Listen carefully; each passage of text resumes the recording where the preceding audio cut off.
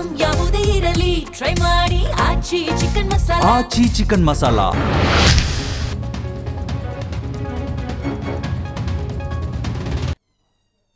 ನಮಸ್ಕಾರ, ಜಿ ಸಂವಾದಕ್ಕೆ ಸ್ವಾಗತ.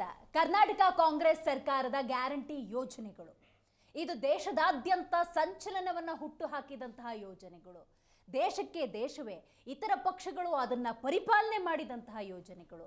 ಆದರೆ ಕರ್ನಾಟಕದಲ್ಲಿ ಈ ಗ್ಯಾರಂಟಿ ಯೋಜನೆಗಳನ್ನ ಅನುಷ್ಠಾನ ಮಾಡಿದ 3 ವರ್ಷದ ನಂತರ ಪರಿಷ್ಕರಣೆಗೆ ಅದೇ ಕಾಂಗ್ರೆಸ್ ಸರ್ಕಾರ ಮುಂದಾಗಿದೆ. ಇಲ್ಲಿ ಹಲವಾರು ಅರ್ಥಗಳಿದ್ದಾವೆ, ಗೂಢಾರ್ಥಗಳಿದ್ದಾವೆ, ಕೆಲವೊಂದು ಲೆಕ್ಕಾಚಾರಗಳಿದ್ದಾವೆ. ಅದನ್ನೆಲ್ಲ ನಾವು ಡೀಟೇಲ್ ಆಗಿ ಚರ್ಚೆ ಮಾಡ್ತಾ ಹೋಗಬೇಕಾಗತ್ತೆ. ಈಗ ಗ್ಯಾರಂಟಿ ಯೋಜನೆಗಳ ಪರಿಷ್ಕರಣಾ ಪ್ರಕ್ರಿಯೆ ಅಂದರೆ ನಿಜವಾದ ಫಲಾನುಭವಿಗಳಿಗೆ ಲಭ್ಯವಾಗಬೇಕು ಅನ್ನುವ ಉದ್ದೇಶವ, ರೈಟ್?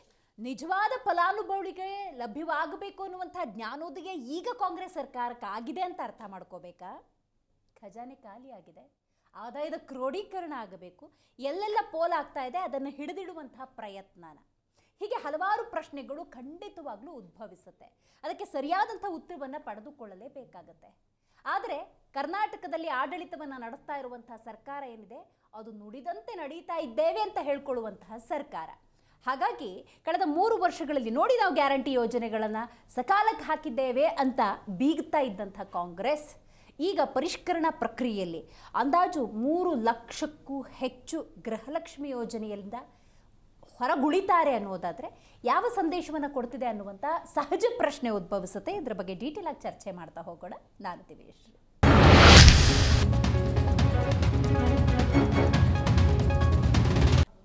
ರಾಜ್ಯದಾದ್ಯಂತ 3,89,000 ಅಂತ ಹೇಳಿದ್ರೆ ಯೋಚನೆ ಮಾಡಿ, ಅಷ್ಟು ಫಲಾನುಭವಿಗಳು ಈ ಯೋಜನೆಯೊಳಗೆ ಬಂದು ಹಣವನ್ನು ತಗೊಳ್ತಾ ಇದ್ರು. ಈಗ ಅವರು ಆ ಹಣವನ್ನು ತೆಗೆದುಕೊಳ್ಳುವಂತಿಲ್ಲ, ಯಾಕಂದರೆ ಪರಿಷ್ಕರಣಾ ಪ್ರಕ್ರಿಯೆ ನಡೀತಾ ಇದೆ.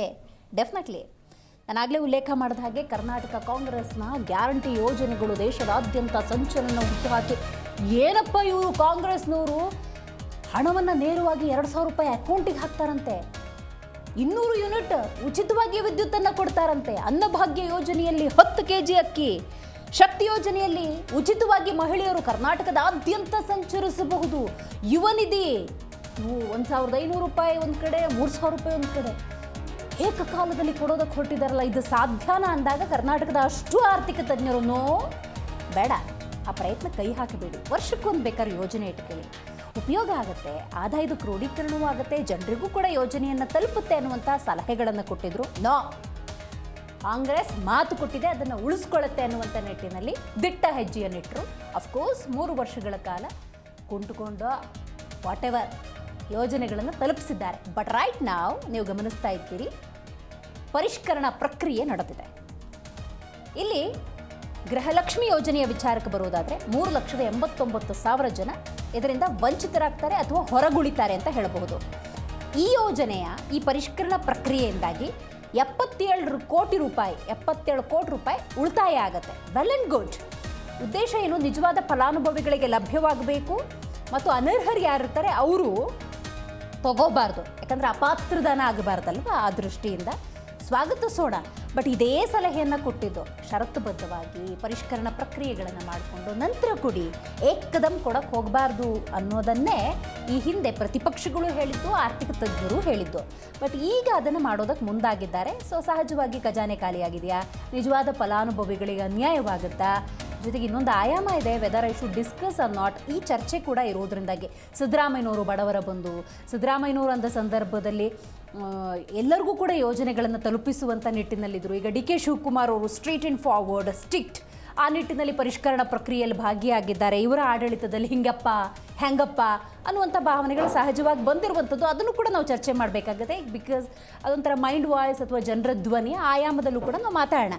ಗ್ಯಾರಂಟಿ ಪರಿಷ್ಕರಣೆಗೆ ರಾಜ್ಯ ಸರ್ಕಾರ ಕೂಡ ಮುಂದಾಗಿದೆ. ಗೃಹಲಕ್ಷ್ಮಿ, ಗೃಹ ಜ್ಯೋತಿಗೂ ಕೂಡ, ಗೃಹಲಕ್ಷ್ಮಿ ಒಂದು ರೀತಿಯಲ್ಲಿ ನಾವು ಅರ್ಥ ಮಾಡ್ಕೋಬೋದು, ಬಟ್ ಗೃಹ ಜ್ಯೋತಿಯಲ್ಲಿ ಯಾವ ರೀತಿ ಪರಿಷ್ಕರಣೆ ಅನ್ನೋದನ್ನು ಕೂಡ ನಾವು ನೋಡ್ತಾ ಹೋಗೋಣ. ಸದ್ಯಕ್ಕಿರುವಂಥ ಮಾಹಿತಿ ಆಧಾರದಲ್ಲಿ ನೋಡೋದಾದರೆ 77 ಕೋಟಿ ಒಂದು ಉಳಿತಾಯವೇ ಆಗಿದೆ ಅಂತ ಹೇಳಿದ್ರೆ ತಪ್ಪಾಗೋದಿಲ್ಲ.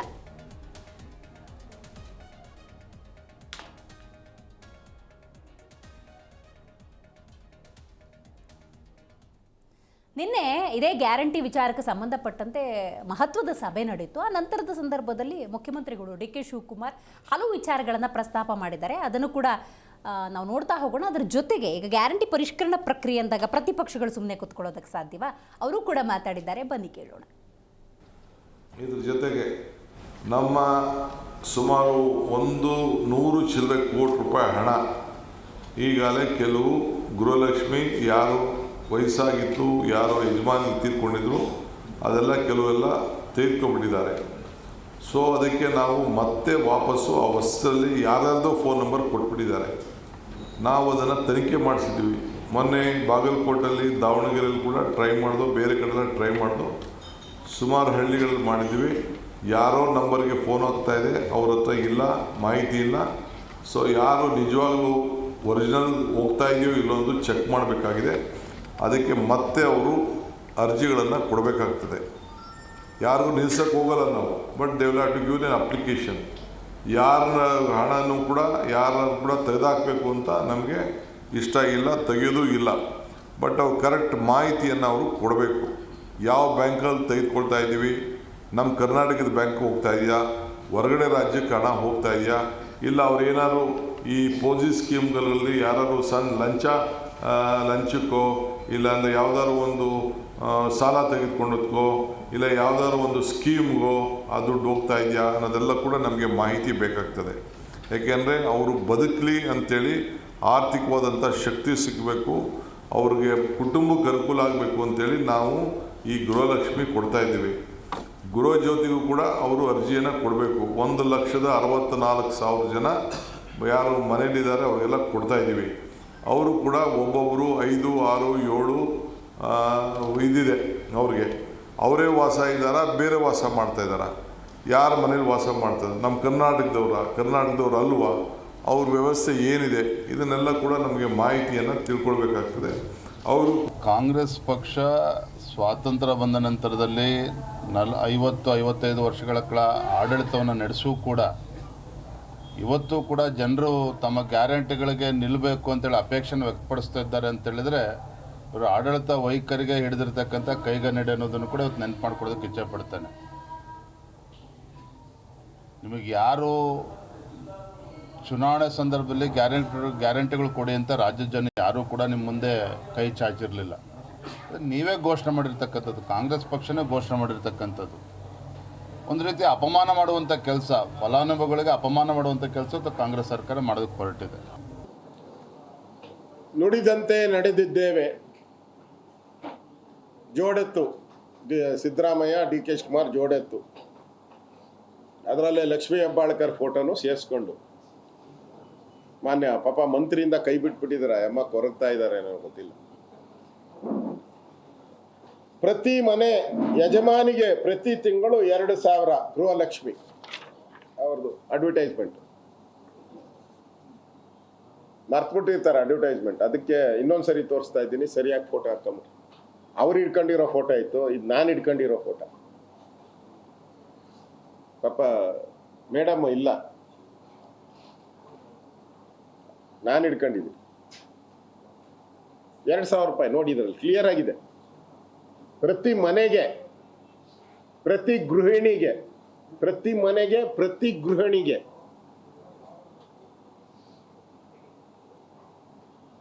ಯೋಜನೆ ಅಂತ ಪ್ರಿಂಟ್ ಮಾಡಿದ್ರಿ ಕರ್ನಾಟಕ ಸರ್ಕಾರ ಮೇಲೆ. ಈಗ ಮಾನ ಮರ್ಯಾದೆ ಇದೆಯಾ ನಿಮಗೆ? ನುಡಿದಂತೆ ನಡೆದಿದ್ದೀವಿ ಅಂತ ಹೇಳಿದ್ದೀರಲ್ಲ, ಎಲ್ಲಿ ನುಡಿದಿದ್ದೀರಾ, ಎಲ್ಲಿ ನಡೆದಿದ್ದೀರಾ? ಎಲೆಕ್ಷನ್ ಮುಂಚೆ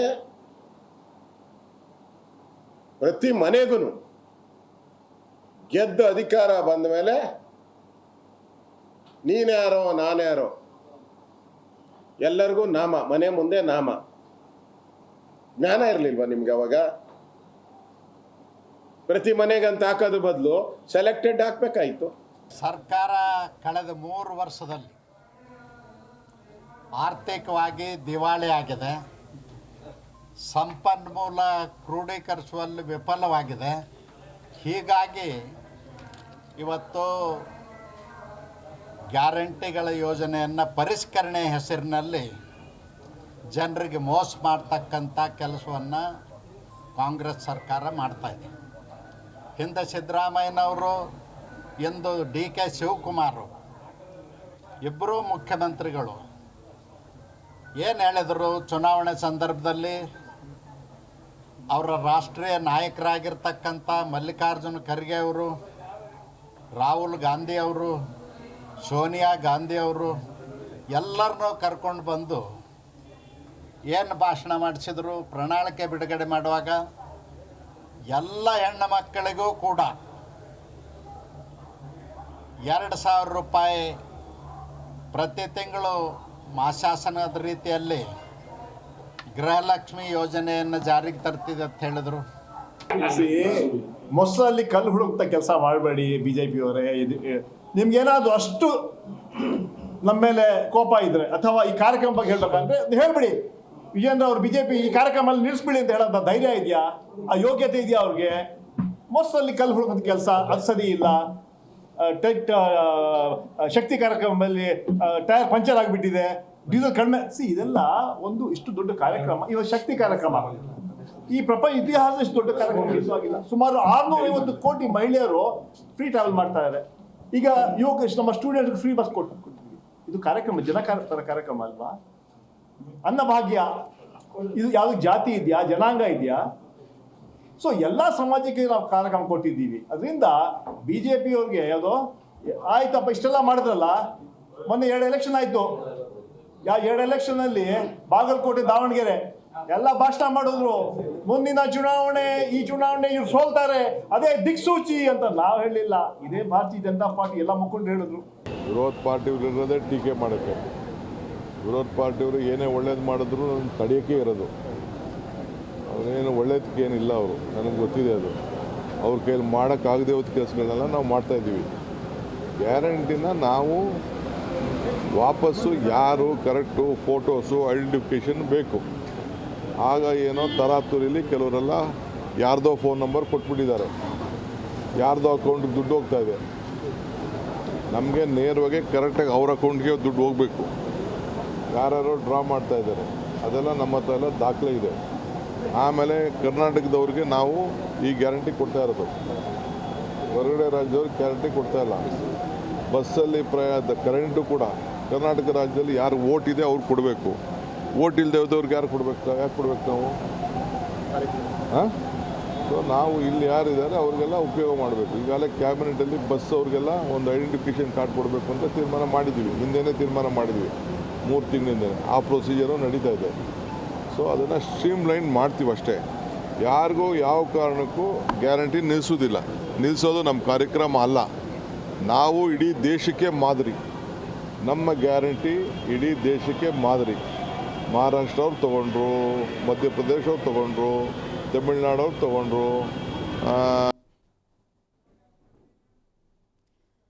ಈ ಬಗ್ಗೆ ಮಾತಾಡೋದಕ್ಕೆ ಮೊದಲನೇದಾಗಿ ನಮ್ಮ ಕಾರ್ಯಕ್ರಮದಲ್ಲಿ ಕಾಂಗ್ರೆಸ್ ವಕ್ತಾರರಾಗಿರುವಂಥ ದರ್ಶನ್ ಅವರಿದ್ದಾರೆ. ನಮಸ್ಕಾರ. JDS ವಕ್ತಾರರು ಉಮೇಶ್ ಅವರಿದ್ದಾರೆ. ನಮಸ್ಕಾರ.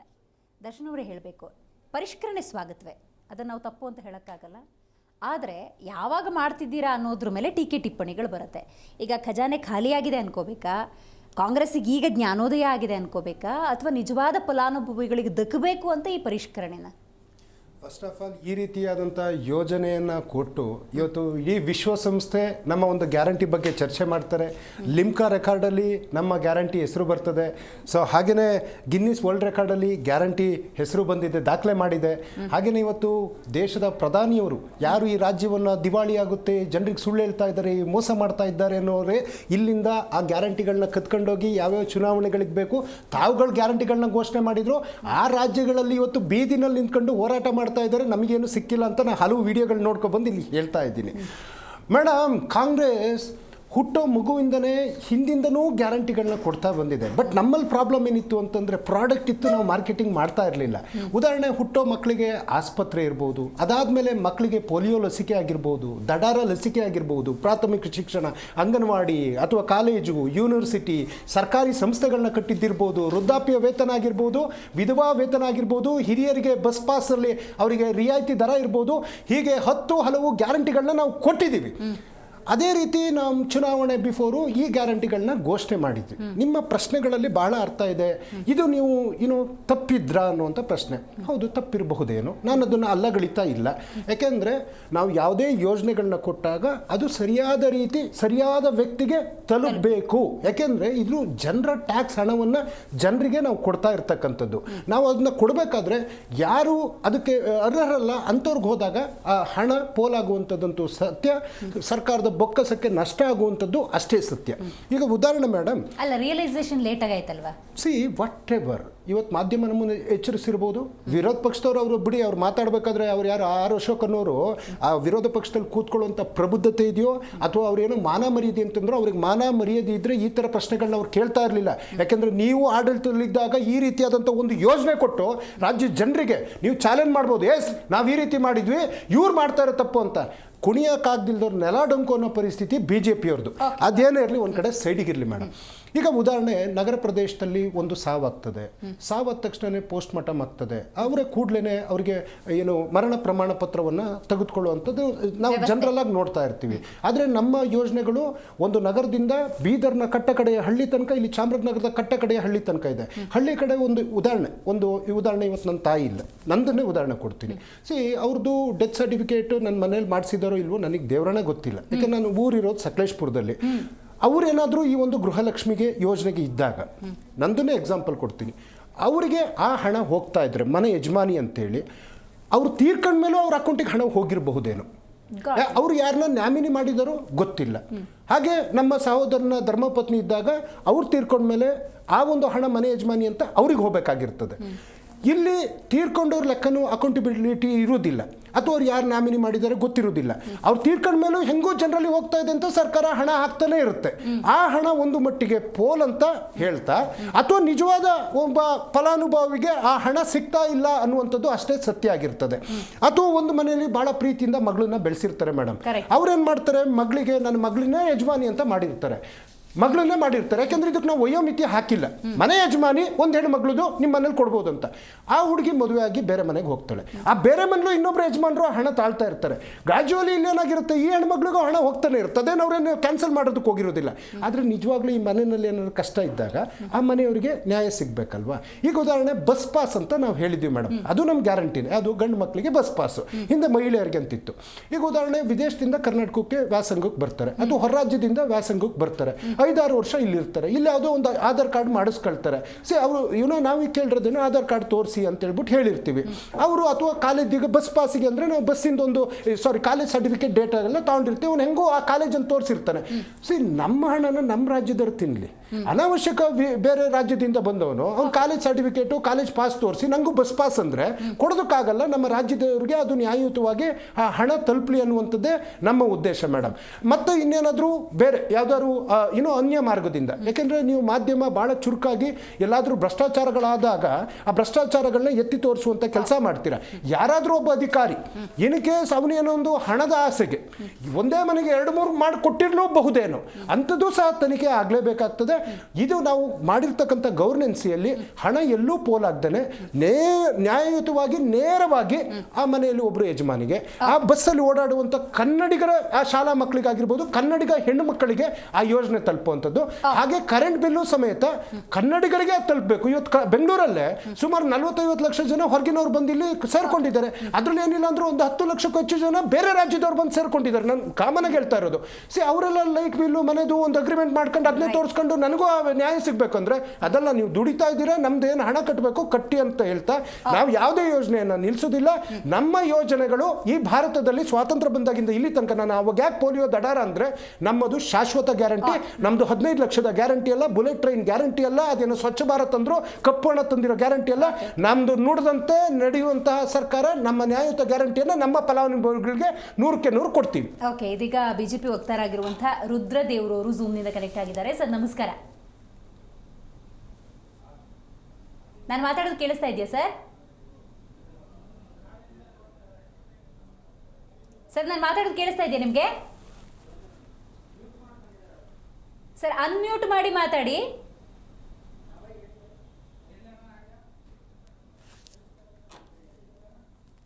ಓಕೆ, ಸಂಪರ್ಕ ಸಾಧ್ಯ ಆಗ್ತಾ ಇಲ್ಲ, ಮತ್ತೊಮ್ಮೆ ಸಂಪರ್ಕ ಮಾಡೋ ಪ್ರಯತ್ನವನ್ನು ಮಾಡ್ತೀನಿ.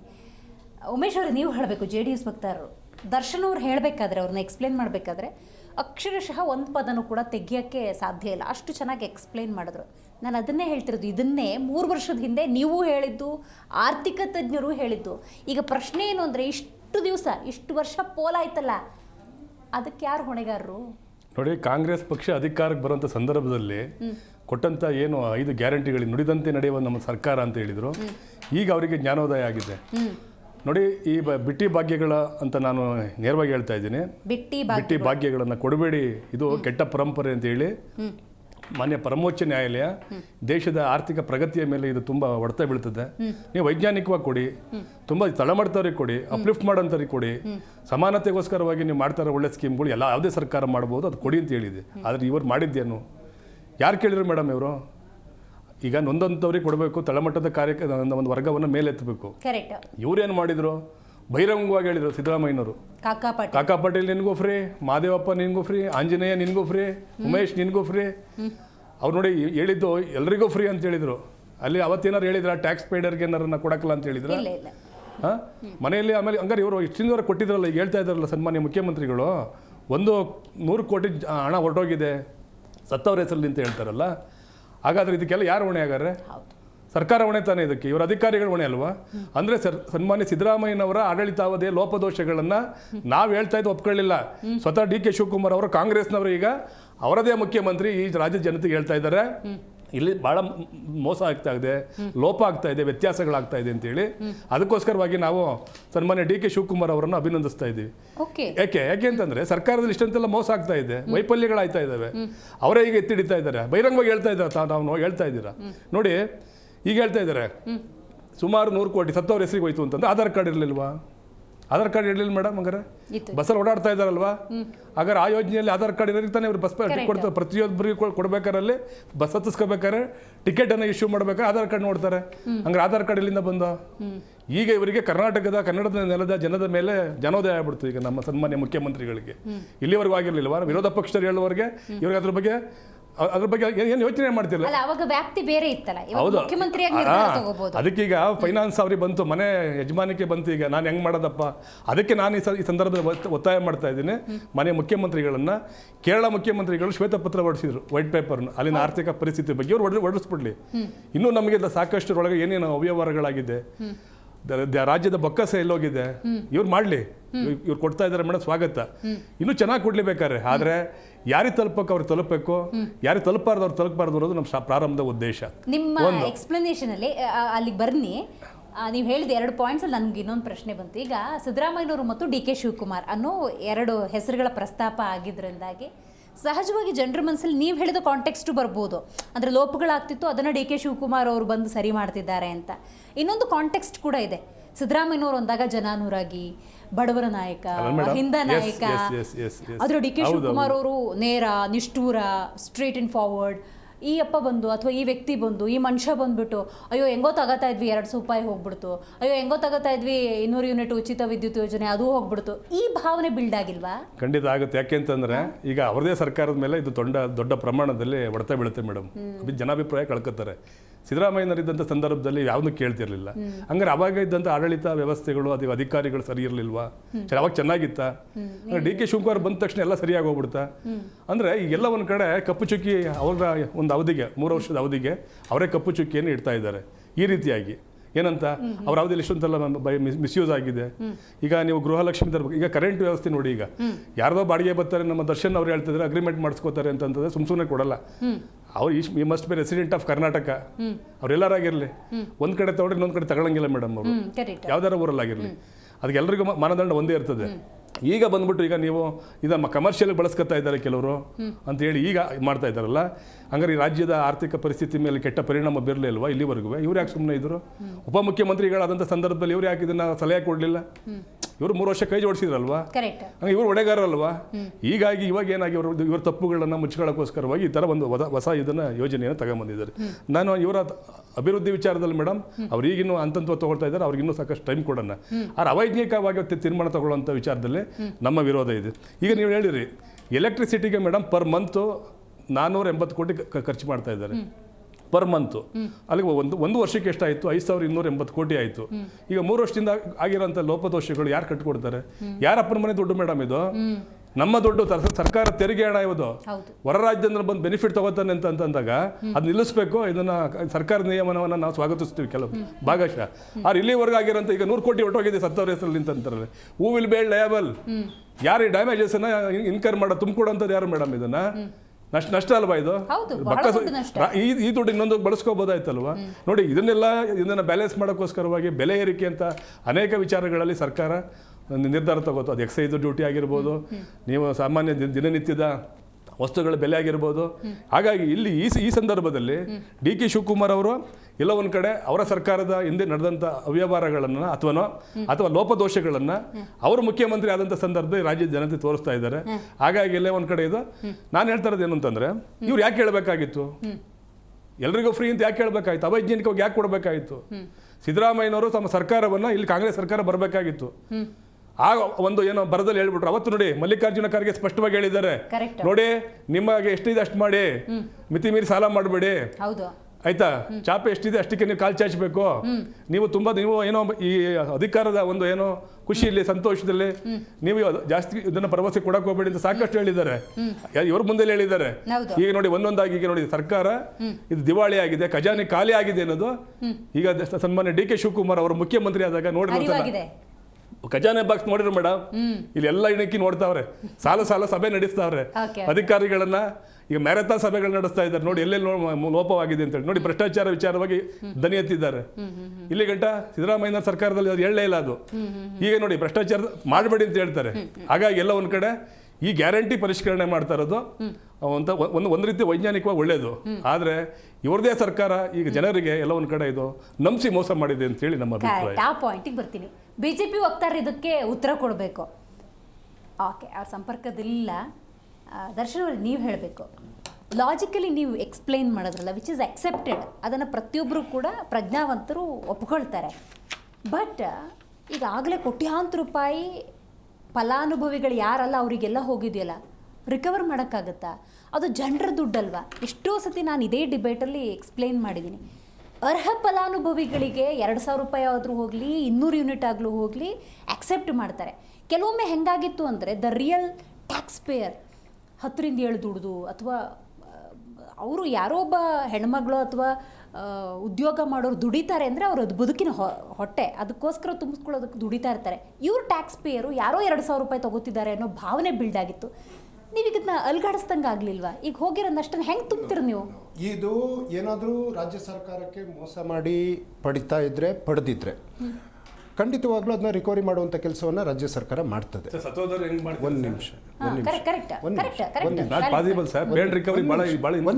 ನಿಮ್ಮದು ಸುಮಾರು ಪ್ರಶ್ನೆ ಕೇಳಿದ್ನಲ್ಲ ಮೇಡಮ್. ಸತ್ತವ್ರದ್ದಾದ್ರೂ ಅವ್ರದ್ದು ಈಗ ಡೆಫಿನೆಟ್ಲಿ ಇದ್ರ ಬಗ್ಗೆ ನಾವು ಒಂದು ಎಂಕ್ವೈರಿಗೆ ಹೋದಾಗ ಯಾವಾಗ ತೀರ್ಕೊಂಡ್ರು ಅಂತ ಗೊತ್ತಾಗುತ್ತೆ. ಇದು ನಾವು ಡೈರೆಕ್ಟ್ ಅಕೌಂಟಿಗೆ ಟ್ರಾನ್ಸ್ಫರ್ ಮಾಡಿರೋ ಕಾರಣ ಸತ್ತವ್ರು ಯಾರಿಗಾದ್ರೂ ನಾಮಿನಿ ಮಾಡಿರಲೇಬೇಕು, ಇಲ್ಲ ನಾಮಿನಿ ಮಾಡ್ದೇ ಇರ್ಬೋದು. ಮಾಡಿಲ್ಲ ಅಂದ್ರೆ ಅವ್ರ ಅಕೌಂಟಲ್ಲಿ ಹಾಗೇ ಇರುತ್ತೆ, ಅದು ಫ್ರೀಸ್ ಆಗಿರುತ್ತೆ. ಅಮೌಂಟ್ ಎಲ್ಲೂ ಹೋಗಿರೋದಕ್ಕೆ ಸಾಧ್ಯ ಇಲ್ಲ. ಯಾರಿಗಾದ್ರೂ ನಾಮಿನಿ ಮಾಡ್ದೇ ಅವರು ATM ಕಾರ್ಡ್ ಇನ್ನೊಬ್ರಿಗೆ ಕೊಡ್ದೇ ಚೆಕ್ ಅಥಾರಿಟಿ ಯಾರು ಕೊಟ್ಟಿರೋದು ಸಾಧ್ಯ ಇಲ್ಲ. ಇನ್ ಕೇಸ್ ಹಣ ಖಂಡಿತವಾಗ್ಲೂ ರಿಕವರಿ ಆಗೇ ಆಗ್ತದೆ. ಬಹುತೇಕ ಫ್ಯಾಮಿಲಿ ಅಂತ ನೋಡಿದಾಗ ಗಂಡನ ಪಾಸ್ವರ್ಡು ಹೆಂಡತಿ ಹತ್ರ, ಹೆಂಡತಿ ಪಾಸ್ವರ್ಡ್ ಗಂಡನ ಹತ್ರ, ATM ಥ್ರೂ ಇರ್ಬೋದು, ಆನ್ಲೈನ್ ಟ್ರಾನ್ಸಾಕ್ಷನ್ ಇರ್ಬೋದು, ಬದುಕಿರ್ಲಿ ಇರಲಿ, ಹಣ ಬಂತು ಅಂದರೆ ಅದನ್ನು ತಗೊಂಡಿರ್ತಾರೆ. ಅಲ್ಲಲ್ಲ, ಮೇ ಬಿ ಇನ್ ಕೇಸ್ ಏನಾದರೂ 2 ಅಕೌಂಟ್ ಮಾಡ್ಕೊಂಡಿದ್ರೆ ಆ ರೀತಿ ಪೋಲ್ ಆಗೋದಕ್ಕೆ ಬಿಡೋದಿಲ್ಲ. ನಾನು ಈಗ ಬರೋದಕ್ಕೂ ಮೊದಲು ಗ್ಯಾರಂಟಿ ರೇವಣ್ಣ ಸಾಹೇಬ್ರ ಆಫೀಸಿಗೆ ಹೋಗಿ ಅಲ್ಲಿ ಡೇಟಾಗಳನ್ನ ತಗೊಂಡು ಅವ್ರು ಕೆಲವೊಂದು ವಿಚಾರಗಳನ್ನ ನನಗೂ ಎಕ್ಸ್ಪ್ಲನೇಷನ್ ಮಾಡಿದ್ರು. ನಮ್ಮದು ಮತ್ತು ಇವ್ರೇನೊಂದು ಆಧಾರ್ ಕಾರ್ಡ್ ಮತ್ತಿನ್ನೊಂದು ಇದು DBT ಆಗ್ತಾ ಇರೋದು, ಡೈರೆಕ್ಟ್ ಅವ್ರು ಬ್ಯಾಂಕಿಗೆ ಹೋಗ್ತಾ ಇರೋದು. ಅಲ್ಲೇನು ಆಧಾರ್ ಕಾರ್ಡ್ ಏನು ತೋರಿಸ್ಬೇಕಾಗಿರಲಿಲ್ಲ ಗೃಹಲಕ್ಷ್ಮಿ ವಿಚಾರಕ್ಕೆ. ಫೈನಲಿ ಏನು ನಮ್ಮ ಹಣ ನಮಗೆ ಉಳಿಬೇಕಲ್ವಾ? ಆಮೇಲೆ ಭಾಳ ಚೆನ್ನಾಗಿ ಹೇಳಿದರು, ಯಾರಪ್ಪನ ಮನೆ ದುಡ್ಡು ನಮ್ಮ ತೆರಿಗೆ ದುಡ್ಡಲ್ವ ಅಂತ JDSನವರು. ಆಯಿತು, ತೆರಿಗೆ ವಿಚಾರದಲ್ಲಿ ಯಾರಪ್ಪನ ಮನೆ ದುಡ್ಡು ಅಂತ ನಾವು ಕೇಳ್ತೀವಿ. 2,200,000 ಕೋಟಿ ರೂಪಾಯಿ ಹಣ ನಾವು ಕೊಟ್ಟಿರೋದಲ್ವಾ? ನೀವು 100 ಕೋಟಿಗೆ ಇಷ್ಟೊಂದು ಯೋಚನೆ ಮಾಡೋರು ಮಾಡಲೇಬೇಕು, 1 ರೂಪಾಯಿನೂ ಇಂಪಾರ್ಟೆಂಟೇ. 2,200,000 ಕೋಟಿ ಇನ್ನೂ ರಾಜ್ಯಕ್ಕೆ ಬಂದಿಲ್ಲಲ್ಲ. ಯಾರಪ್ಪನ ಮನೆ ಸರ್ಕಾರ, ಯಾರಪ್ಪನ ಮನೆ ದುಡ್ಡು ಅವ್ರ ಪದ, ನಂದಲ್ಲ, ನಾನು ಇದು ಬಳಸೋದಿಲ್ಲ. ಇವತ್ತು ನಮಗೆ ರಾಜ್ಯಕ್ಕೆ ಬರಬೇಕಾಗಿರ್ತಕ್ಕಂಥ 14-15 ಫೈನಾನ್ಷಿಯಲ್ ಕಮಿಷನ್ ಹಣ ಇವತ್ತಿನ ತನಕ ಕೊಟ್ಟಿಲ್ಲ. ಭದ್ರಾ ಮೇಲ್ದಂಡೆ ಹಣ ಕೊಟ್ಟಿಲ್ಲ. ಪೆರಿಪಲ್ ರಿಂಗ್ ರೋಡ್ ಹಣ 3,000 ಕೋಟಿ ಕೊಟ್ಟಿಲ್ಲ. ಕೆರೆಕಟ್ಟೆ ಅಭಿವೃದ್ಧಿ 3,000 ಕೋಟಿ ಹಣ ಕೊಟ್ಟಿಲ್ಲ. ಕಲ್ಯಾಣ ಕರ್ನಾಟಕಕ್ಕೆ 15,000 ಕೋಟಿ ರೂಪಾಯಿ ಹಣ ಇನ್ನೂ ಬರಬೇಕಾಗಿದೆ ಬ್ಯಾಲೆನ್ಸು. ಇಲ್ಲಿ ಭದ್ರಾ ಮೇಲ್ದಂಡೆ ಅನೌನ್ಸ್ ಆಗಿರೋ ಹಣ ಬಂದಿಲ್ಲ, ಬರೋದು ಹಣ ಬಂದಿಲ್ಲ ಮೇಡಮ್. ನೆರೆ ಹಣ ಬಂದಿಲ್ಲ, 12,257 ಕಟ್ಟಿ ಬರೋದು 15,500 ಕೋಟಿ ರೂಪಾಯಿ. ಯಾರಪ್ಪನ ಮನೆ ಹಣ, ನಮ್ದಲ್ವಾ ಹಣ? ಯಾವ ಥರ ಈ ಪ್ರಾದೇಶಿಕ ಪಕ್ಷದವರು ಇಷ್ಟೆಲ್ಲ ಯೋಚನೆ ಮಾಡಿ ಇಷ್ಟೆಲ್ಲ ಏನು ಮನೆ ಒಡೆಯೋದ್ರಲ್ಲಿ ನಿಸ್ಸೀಮರು ಹೇಳ್ತಾ ಇದ್ದಾರೆ. ಈ ಕಡೆ ಸಿದ್ದರಾಮಯ್ಯನವರು, ಡಿ ಕೆ ಶಿವಕುಮಾರ್ ಅವರು ಅಣ್ತಂದಿರ ಥರ ಇದ್ದು ಆ ಒಂದು ಬಾಂಧವ್ಯ ಇದ್ದರೆ ಎಷ್ಟು ನೀಟಾಗಿ ಗೊತ್ತಲ್ಲ. ಅಲ್ಲಿ ಜಿ ಟಿ ದೇವೇಗೌಡರು ಮನೆ ಹೆಂಗೆ ಹೊಡೆದಿದ್ದಾರೆ, ಅಪ್ಪ ಮಗನ ಬೇರೆ ಮಾಡಿ ಪಾಪ ಹಿರಿಯರು ಅಳ್ತಾ ಇದ್ರು. ಇದು ರಾಜಕೀಯಕ್ಕೆ. ಆ ರೀತಿಯಾದಂಥ ರಾಜಕೀಯನ ನಮ್ಮ ಮೇಲೆ ಹೇಳೋದಕ್ಕೆ ಬರಬೇಡಿ. ನೀವೇನೇ ಒಂದು ವಿಷಯ ಬೆಳೆಸೋದಕ್ಕೆ ಬಂದರೂ ನಮ್ಮ ಸಂಬಂಧಗಳು ಶಾಶ್ವತವಾಗಿ ಇರ್ತದೆ. ಮೇಡಮ್ ಒಂದೇ ಬ್ರೇಕ್ ಇದೆ, ಮತ್ತೆ ಮಾತಾಡ್ತೀನಿ ನಿಮ್ಮ ಜೊತೆ. ಸೊ ಇದೆಲ್ಲದರ ನಡುವೆ ಒಂದು ಪ್ರಶ್ನೆ ಅಂತ ಹೇಳಿದ್ರೆ ಖಜಾನೆ. ಆರ್ಥಿಕ ತಜ್ಞರ ಆಯಾಮದಲ್ಲಿ ನೋಡ್ತಾ ಹೋಗೋದಾದ್ರೆ ಈಗ ಯೋಜನೆಗಳು ಜನಸಾಮಾನ್ಯರಿಗೆ ತಲುಪುವ ದೃಷ್ಟಿಯಿಂದ ವೆಲ್ ಆ್ಯಂಡ್ ಫೈನ್. ಯಾಕಂದರೆ ಅದು 2,000 ರೂಪಾಯಿ ಹಣ ಸಿಗುತ್ತೆ ಅಂತ ಹೇಳಿದ್ರೆ ಎಷ್ಟೋ ಸಂದರ್ಭದಲ್ಲಿ ಬದುಕಿನ ಬುತ್ತಿ ಅದು. ವಿದ್ಯುತ್ ಬೆಲೆ ಗಗನಕ್ಕೇರೋದ್ರ ನಡುವೆ 200 ಯೂನಿಟ್ ಉಚಿತವಾಗಿ ಲಭ್ಯವಾಗುತ್ತೆ ಅಂದರೆ which is well and good. But ಇಲ್ಲಿ ಸ್ಕ್ರೂಟಿನಿನೇ ಆಗಲಿಲ್ಲ. ಸರಿಯಾದಂಥ ಪರಿಷ್ಕರಣಾ ಪ್ರಕ್ರಿಯೆ ಆರಂಭದಲ್ಲೇ ಆಗದೆ ಕೊಟ್ಟಿರೋದ್ರಿಂದಾಗಿ ಜನಸಾಮಾನ್ಯರ ದುಡ್ಡು ಅಂದರೆ ಕಷ್ಟಪಟ್ಟು ದುಡಿದು ಟ್ಯಾಕ್ಸ್ ಕಟ್ಟಿದಂತಹ ದುಡ್ಡು ಪೋಲಾಗಿದ್ರ ಬಗ್ಗೆ ಅಸಮಾಧಾನ ಇದೆ. ಅದರ ಪ್ರಾದೇಶಿಕ ಪಕ್ಷ JDSನ ವಕ್ತಾರರು ಆಗಲೇ ಒಂದು ಪಾಯಿಂಟ್ ರೈಸ್ ಮಾಡಿದ್ರು. ಈ ಗ್ಯಾರಂಟಿಗಳನ್ನು ಜನ ಏನಾದರೂ ಕೇಳಿದ್ರಾ, ನಾವೇನಾದರೂ ಕೇಳಿದ್ವಾ ಅಂತ ಕೇಳಿದ್ರೆ ಹೌದು, ಯಾರೂ ಕೇಳಿರಲಿಲ್ಲ. ಯೋಜನೆಯನ್ನು ಕೊಟ್ಟರು. ಇದು ಹೆಂಗಾಯಿತು ಅಂದರೆ ಆವತ್ತಿನ ಮೂಮೆಂಟಲ್ಲಿ 3 ವರ್ಷ ನಾವು ನೋಡೋದಾದರೆ ಈ ಕಡೆ ಜೇಬಿಂದ ತೆಗೆದು ಆ ಕಡೆ ಕಿತ್ಕೊಂಡಂಗಾಗಿತ್ತು. ಅಂದರೆ ಇಲ್ಲಿ ಕೊಟ್ಟಂಗೆ ಮಾಡೋದು, ಈ ಕಡೆ ಕಿತ್ಕೊಳ್ಳೋದು. ಅಂದರೆ ಒಂದು ಅಪ್ರಾಕ್ಸಿಮೇಟ್ಲಿ 7-8 ಸಾವಿರ ಎಲ್ಲ ಯೋಜನೆಗಳಿಂದ ಒಬ್ಬ ವ್ಯಕ್ತಿಗೆ ದಕ್ಕಿದ್ರೂ ಕೂಡ ಈ ಕಡೆ ಒಂದು 10-15 ಸಾವಿರ ರೂಪಾಯಿ ಖರ್ಚಾಗ್ತಿತ್ತು. ಆ ಥರದ್ದು ಒಂದು ವಾತಾವರಣ ಡೆಫಿನೆಟ್ಲಿ ಇದೆ. ಏಕೆಂದರೆ ಉಳಿದ ಎಲ್ಲ ಬೆಲೆ ಏರಿಕೆಗಳು. ನೀವಾಗಲೇ ಇನ್ನೊಂದು ಪಾಯಿಂಟ್ ಏನು ರೈಸ್ ಮಾಡಿದ್ರಿ ಅಂತ ಹೇಳಿದ್ರೆ ಇದೇ ಹಣವನ್ನು ಬೇರೆಲ್ಲಾದರೂ ಬಳಕೆ ಮಾಡ್ಬೋದಾಗಿತ್ತು. ನಾನು ಮಂಡ್ಯದ ಇವತ್ತೊಂದು ಎಕ್ಸಾಂಪಲ್ ತೊಗೋತೀನಿ. ರೈಟ್ ನಾವು ಆಗಿರುವಂಥ ಡೆವಲಪ್ಮೆಂಟ್ 300 ಸರ್ಕಾರಿ ಶಾಲೆಗಳು ಬಂದಾಗಿದ್ದಾವೆ. ಆ ಹಣ ಅಲ್ಲಿ ಬಳಕೆ ಆಗಿದ್ದರೆ ಸುತ್ತಮುತ್ತ ಸ್ಥಳೀಯರಿಗೊಂದು ಉದ್ಯೋಗದ ಅವಕಾಶ ಶೈಕ್ಷಣಿಕ ಅವಕಾಶ ಸಿಗ್ತಾಯಿತ್ತು. ಯಾಕೆ ಸರ್ಕಾರಗಳು ಈ ನಿಟ್ಟಿನಲ್ಲಿ ಯೋಚನೆ ಮಾಡಲ್ಲ? ವೋಟ್ ಬ್ಯಾಂಕ್ ಭದ್ರ ಮಾಡ್ಕೊಳ್ಳೋಕೆ ಮಾತ್ರನ ಈಗ ಸರ್ಕಾರಿ ಶಾಲೆಗಳು ಅಂದಾಗ ದಾಖಲಾತಿ ಅನ್ನೋ ಕಾರಣ ಕೊಡ್ತಾರೆ. ದಾಖಲಾತಿ ಹೆಚ್ಚೋದಲ್ವ ಸರ್ಕಾರದ ಜವಾಬ್ದಾರಿ? ನೋಡಿ ಮೇಡಮ್, ಈ ಕರ್ನಾಟಕದಲ್ಲಿ ಸರ್ಕಾರಿ ಶಾಲೆಗಳನ್ನು ಅಂದರೆ ಕನ್ನಡ ಶಾಲೆಗಳಾಗಿರ್ಬೋದು ಅಥವಾ ಇನ್ನೊಂದು ಭಾಷೆಗಳ ಮೇಲೆ ನಾವು ಏನು ಟೀಚ್ ಮಾಡ್ತೀವಿ ಮಕ್ಕಳುಗಳಿಗೆ, ಆ ಶಾಲೆಗಳನ್ನು ಉಳಿಬೇಕು ಅನ್ನೋದು ಒಂದು ನಿಟ್ಟಿನಲ್ಲಿ KPSC ಶಾಲೆಯನ್ನು ನಮ್ಮ ಸನ್ಮಾನ್ಯ ಕುಮಾರಣ್ಣನವರು ಮುಖ್ಯಮಂತ್ರಿ 2ನೇ ಬಾರಿ ಆದಂಥ ಸಂದರ್ಭದಲ್ಲಿ ಕಾಂಗ್ರೆಸ್ಸು ನಾವು ಜೊತೆಲಿದ್ದ ಸಂದರ್ಭದಲ್ಲಿ ಸಾಕಷ್ಟು ಶಾಲೆಗಳನ್ನು ಮಾರ್ಪಾಡು ಮಾಡ್ತೀವಿ. ಅಲ್ಲಿ ಒಂದು ಸ್ಟಡಿ ಮಾಡಿದೆ ಮೇಡಮ್. ಏನಕ್ಕೆ ಅಂತಂದರೆ ಇವತ್ತೆಲ್ಲ ಯಾರ ಹತ್ರ ಶಿಕ್ಷಣ ಸಂಸ್ಥೆಗಳು ಎಲ್ಲ ಬಂಡವಾಳಶಾಹಿಗಳ ಹತ್ರ ಇದ್ದಾವೆ, ರಾಜಕಾರಣಿಗಳ ಹತ್ರ ಇದ್ದಾವೆ. ಕರೆಕ್ಟ್. ಈಗ ಒಂದು ಮಗುನ ಓದಿಸ್ಬೇಕು ಅಂದ್ರೆ ಕನಿಷ್ಠ ಇವತ್ತು 50ರಿಂದ 1 ಲಕ್ಷ ಒಂದು ಗ್ರಾಮೀಣ ಪ್ರದೇಶದಲ್ಲಿ ಖಾಸಗಿ ಶಾಲೆಯಲ್ಲಿ ಬೇಕು. ಅದಕ್ಕೋಸ್ಕರ ಇದನ್ನು ಮನಗಂಡು ನಮ್ಮ ನಾಯಕರಾದಂಥ ಕುಮಾರಣ್ಣವರು ಒಂದು ಮಾತು ಹೇಳಿದ್ರು. ಏನು ಮಾಡಿದ್ರು? ಒಂದು ಯೋಜನೆ ತಂದರು. ಏನಂತಂದ್ರೆ KPSC ಶಾಲೆ ಮಾಡೋಣ ಅಂದರೆ ಅಕ್ಕಪಕ್ಕ ಇರೋಂಥ ಯಾವ್ಯಾವ ಶಾಲೆಗಳಿದ್ದಾವೆ ಅವುಗಳನ್ನೆಲ್ಲವನ್ನು ಒಂದು ಕಡೆ ಸೇರಿಸಿ ಅವು ಉನ್ನತ ಮಟ್ಟದ ಒಂದು ಬಿಲ್ಡಿಂಗ್ ಕೊಡುವಂಥದ್ದು, ಇನ್ಫ್ರಾಸ್ಟ್ರಕ್ಚರ್ ಕೊಡುವಂಥದ್ದು, ಬಸ್ಸಿನ ಸೌಲಭ್ಯವನ್ನು ಕೊಟ್ಟು ಈಗ ಶಿಕ್ಷಕರೇನು ಎಲ್ಲ ಒಬ್ಬರು ಸುಧಾರಿಸಿ ಅವರಿಗೇನು ಇಂಗ್ಲೀಷ್ ಭಾಷಾ ಜ್ಞಾನವನ್ನು ಕೊಡುವಂಥದ್ದು, ಹೆಚ್ಚಿನ ಅವ್ರನ್ನ ಸ್ಕಿಲ್ಡ್ ಟೀಚರ್ಸ್ ಅಂತ ಮಾಡಿ ಅವ್ರಿಗೆ ಕೊಡಬೇಕು ಅಂತ ಉದ್ದೇಶ ಇಟ್ಕೊಂಡು ಮಾಡಿದಂಥದ್ದು ಉದ್ದೇಶವೇ KPSC ಶಾಲೆ. ಇದನ್ನು ಮಾಡಿದರೆ ಯಾವ ಸಮಸ್ಯೆಗಳು ಆಯ್ತಿರಲಿಲ್ಲ. ಇವತ್ತಿನ ಶಿಕ್ಷಣ ಶುಲ್ಕ ಹೇಗಾಗಿದೆ ಗೊತ್ತಾ ಮೇಡಮ್? ಮಕ್ಕಳು ಓದೋಕ್ಕೆ ಕಷ್ಟ ಆಗಿದೆ. ಇವತ್ತು ಬೆಂಗಳೂರಿನಲ್ಲಿ 3 ಲಕ್ಷ ರೂಪಾಯಿ ಸಂಬಳ ತಗೊಳ್ಳೋ ಸಹ 2 ಮಕ್ಕಳು ಮನೇಲಿದ್ರೆ ಓದಿಸೋಂಥ ಭಾಳ ಕಷ್ಟದ ಜೀವನ ನಡೆಸ್ತಾ ಇದೆ. ಉನ್ನತ ಶಿಕ್ಷಣ ಕೊಡಿಸೋಕೆ ಇವತ್ತು ಕಾಂಪಿಟೇಷನ್ ಯುಗ. ಇವತ್ತಿನ ಬಂದಾಗಲೇ ಬಹುತೇಕ ಜನಸಾಮಾನ್ಯರು ಹೇಳಿದ್ರು ನಾವೇನಾದ್ರೂ ಅದನ್ನ ಹೇಳಿದೆ ಮೇಡಮ್. ನಾವು ಇವತ್ತು ಪ್ರತಿ ಬಾರಿ ಮೇಡಮ್ ಎಲ್ಲರೂ ಹೇಳ್ತಾ ಇರೋದು, ಎಲ್ಲ ರಾಜಕೀಯ ಪಕ್ಷಗಳು ಒಂದು ಇಂಗಿತ ಇದೆ ಏನು ಅಂತಂದ್ರೆ ಉಚಿತ ಶಿಕ್ಷಣವನ್ನು ಕೊಡಿ. ಈಗ ಎಲ್ಲಿವರೆಗೂ ಒರಿಸ್ಸಾದ ನೋಡಿ ನಾನು ಡಿಕ್ಲೇರ್ ಅಂದ್ರೆ ಪ್ರಾಥಮಿಕ ಶಿಕ್ಷಣದಿಂದ ಅವರು ಸ್ನಾತಕೋತ್ತರ ಪದವಿವರೆಗೆ ಕೊಡಿ, ಉಚಿತ ಆರೋಗ್ಯವನ್ನು ಕೊಡಿ, ಅವರನ್ನ ದಷ್ಟಪುಷ್ಟವಾಗಿ ನೋಡ್ಕೊಳ್ಳಿ, ಅವರಿಂದ ಬರುವಂಥ ಒಂದು ಏನು ಶಕ್ತಿ ಸಾಮರ್ಥ್ಯವನ್ನು ರಾಜ್ಯಕ್ಕೆ ರಾಷ್ಟ್ರಕ್ಕೆ ಬಳಸ್ಕೊಳ್ಳಿ ಅಂತೇಳಿ ನೀವು ಎಲ್ಲ ಗ್ಯಾರಂಟಿಯನ್ನು ಕೊಟ್ಟುಬಿಟ್ಟು ಮೇಡಮ್ ಇವತ್ತು ಹಳ್ಳಿಗಳಲ್ಲಿ ನಿಮಗೆ ಗೊತ್ತಿಲ್ಲ ಮೇಡಮ್, ಲೇಬರ್ ಸಿಗ್ತಾ ಇಲ್ಲ ಮೇಡಮ್. ಯಾರು ಹಂಗೆ ಅನ್ಕೊಳ್ಬೋದು ಏನು ಅಂತಂದರೆ ಆಳುವ ವರ್ಗದವರು ಅಥವಾ ಶ್ರೀಮಂತರ ಮನೆಯವರು ಅಥವಾ ಜಮೀನ್ದಾರರ ಮನೆಗೆ ಕೆಲಸ ಮಾಡೋಕ್ಕೆ ಜನ ಸಿಗ್ತಾ ಇಲ್ವೇನೋ, ಅದಕ್ಕೆ ಅವ್ರಿಗೆ ಹೇಳ್ತಾರೆ ವಕೀಲರು ಅಂತ ಹೇಳಿ ನಾವು ಯಾವತ್ತೂ ಅನ್ಕೋಬಾರ್ದು. ಏನಾಗಿದೆ ಅಂತ ನಿಮಗೆ ಲಾಯರ್ಗಳು ಸಿಗ್ತಾ ಇದ್ದಾರೆ, ವೈದ್ಯರು ಸಿಗ್ತಾರೆ ಮೇಡಮ್, ನರ್ಸ್ಗಳು ಸಿಗ್ತಾರೆ ನಿಮಗೆ, ಆದರೆ ನಿಜವಾದ ಸ್ಕಿಲ್ ಲೇಬರ್ ಸಿಗ್ತಾ ಇಲ್ಲ. ತೆಂಗಿನ ಮರ ಕಾಯಿ ಕೆಡಗುವಂಥ ಜನ ಸಿಗ್ತಾ ಇಲ್ಲ, ಜಮೀನ ಉಳುಮೆ ಮಾಡ್ತಾ ಇರೋ ರೈತ ಸಿಗ್ತಾ ಇಲ್ಲ, ಸ್ಕಿಲ್ ಟ್ರ್ಯಾಕ್ಟರ್ ಸಿಗ್ತಾ ಇಲ್ಲ, JCB ವರ್ಕರ್ ಸಿಗ್ತಾ ಇಲ್ಲ, ನಿಮಗೆ ಪ್ಲಂಬರ್ ಸಿಗ್ತಾ ಇಲ್ಲ, ಎಲೆಕ್ಟ್ರಿಷಿಯನ್ ಸಿಗ್ತಾ ಇಲ್ಲ.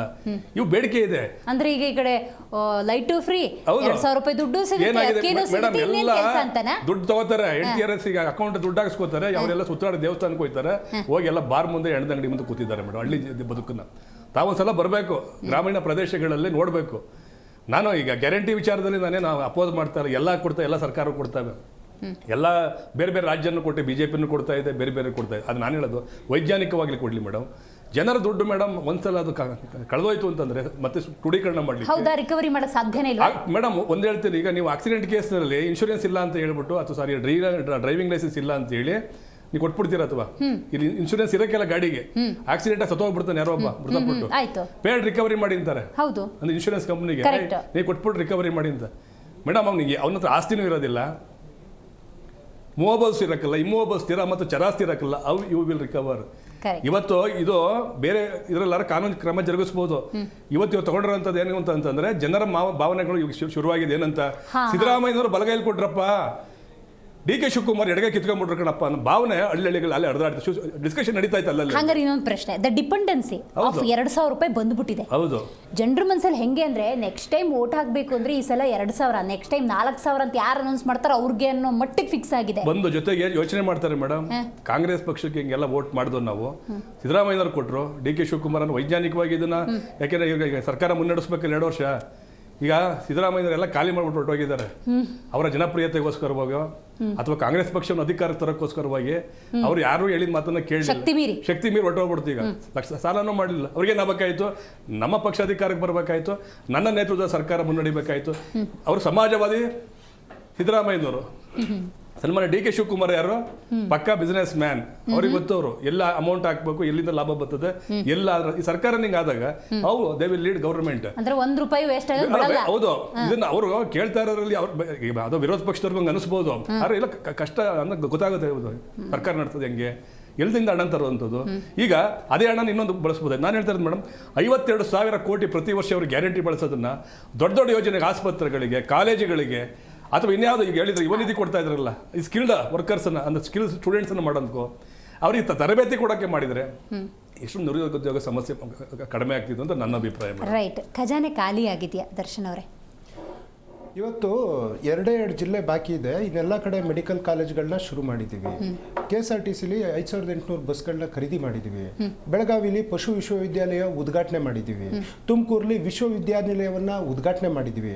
ತುಂಗಭದ್ರಾ ಗೇಟ್ಗಳು ಹೋಗಿತ್ತಲ್ಲ, ಸೊ ಅದನ್ನ ರೆಡಿ ಮಾಡಿಸುವಂಥ ಕೆಲಸ, ಯಾಕೆಂದರೆ ಕೇಂದ್ರದ್ದು ಜವಾಬ್ದಾರಿ ಇದೆ. ಅದು ಅದೇನೋ ಅಂತಾರೆ, ಕೇಂದ್ರದ ಇದು ಪರಿಮಿತಿಗೆ ಬರುವಂಥ ಒಂದು ಡ್ಯಾಮ್ಗಳು ಇವತ್ತು. ಆದರೆ ಇವತ್ತು ಆ ಕೆಲಸವನ್ನು ಖುದ್ದು ರಾಜ್ಯ ಸರ್ಕಾರವೇ ಮಾಡಿದೆ.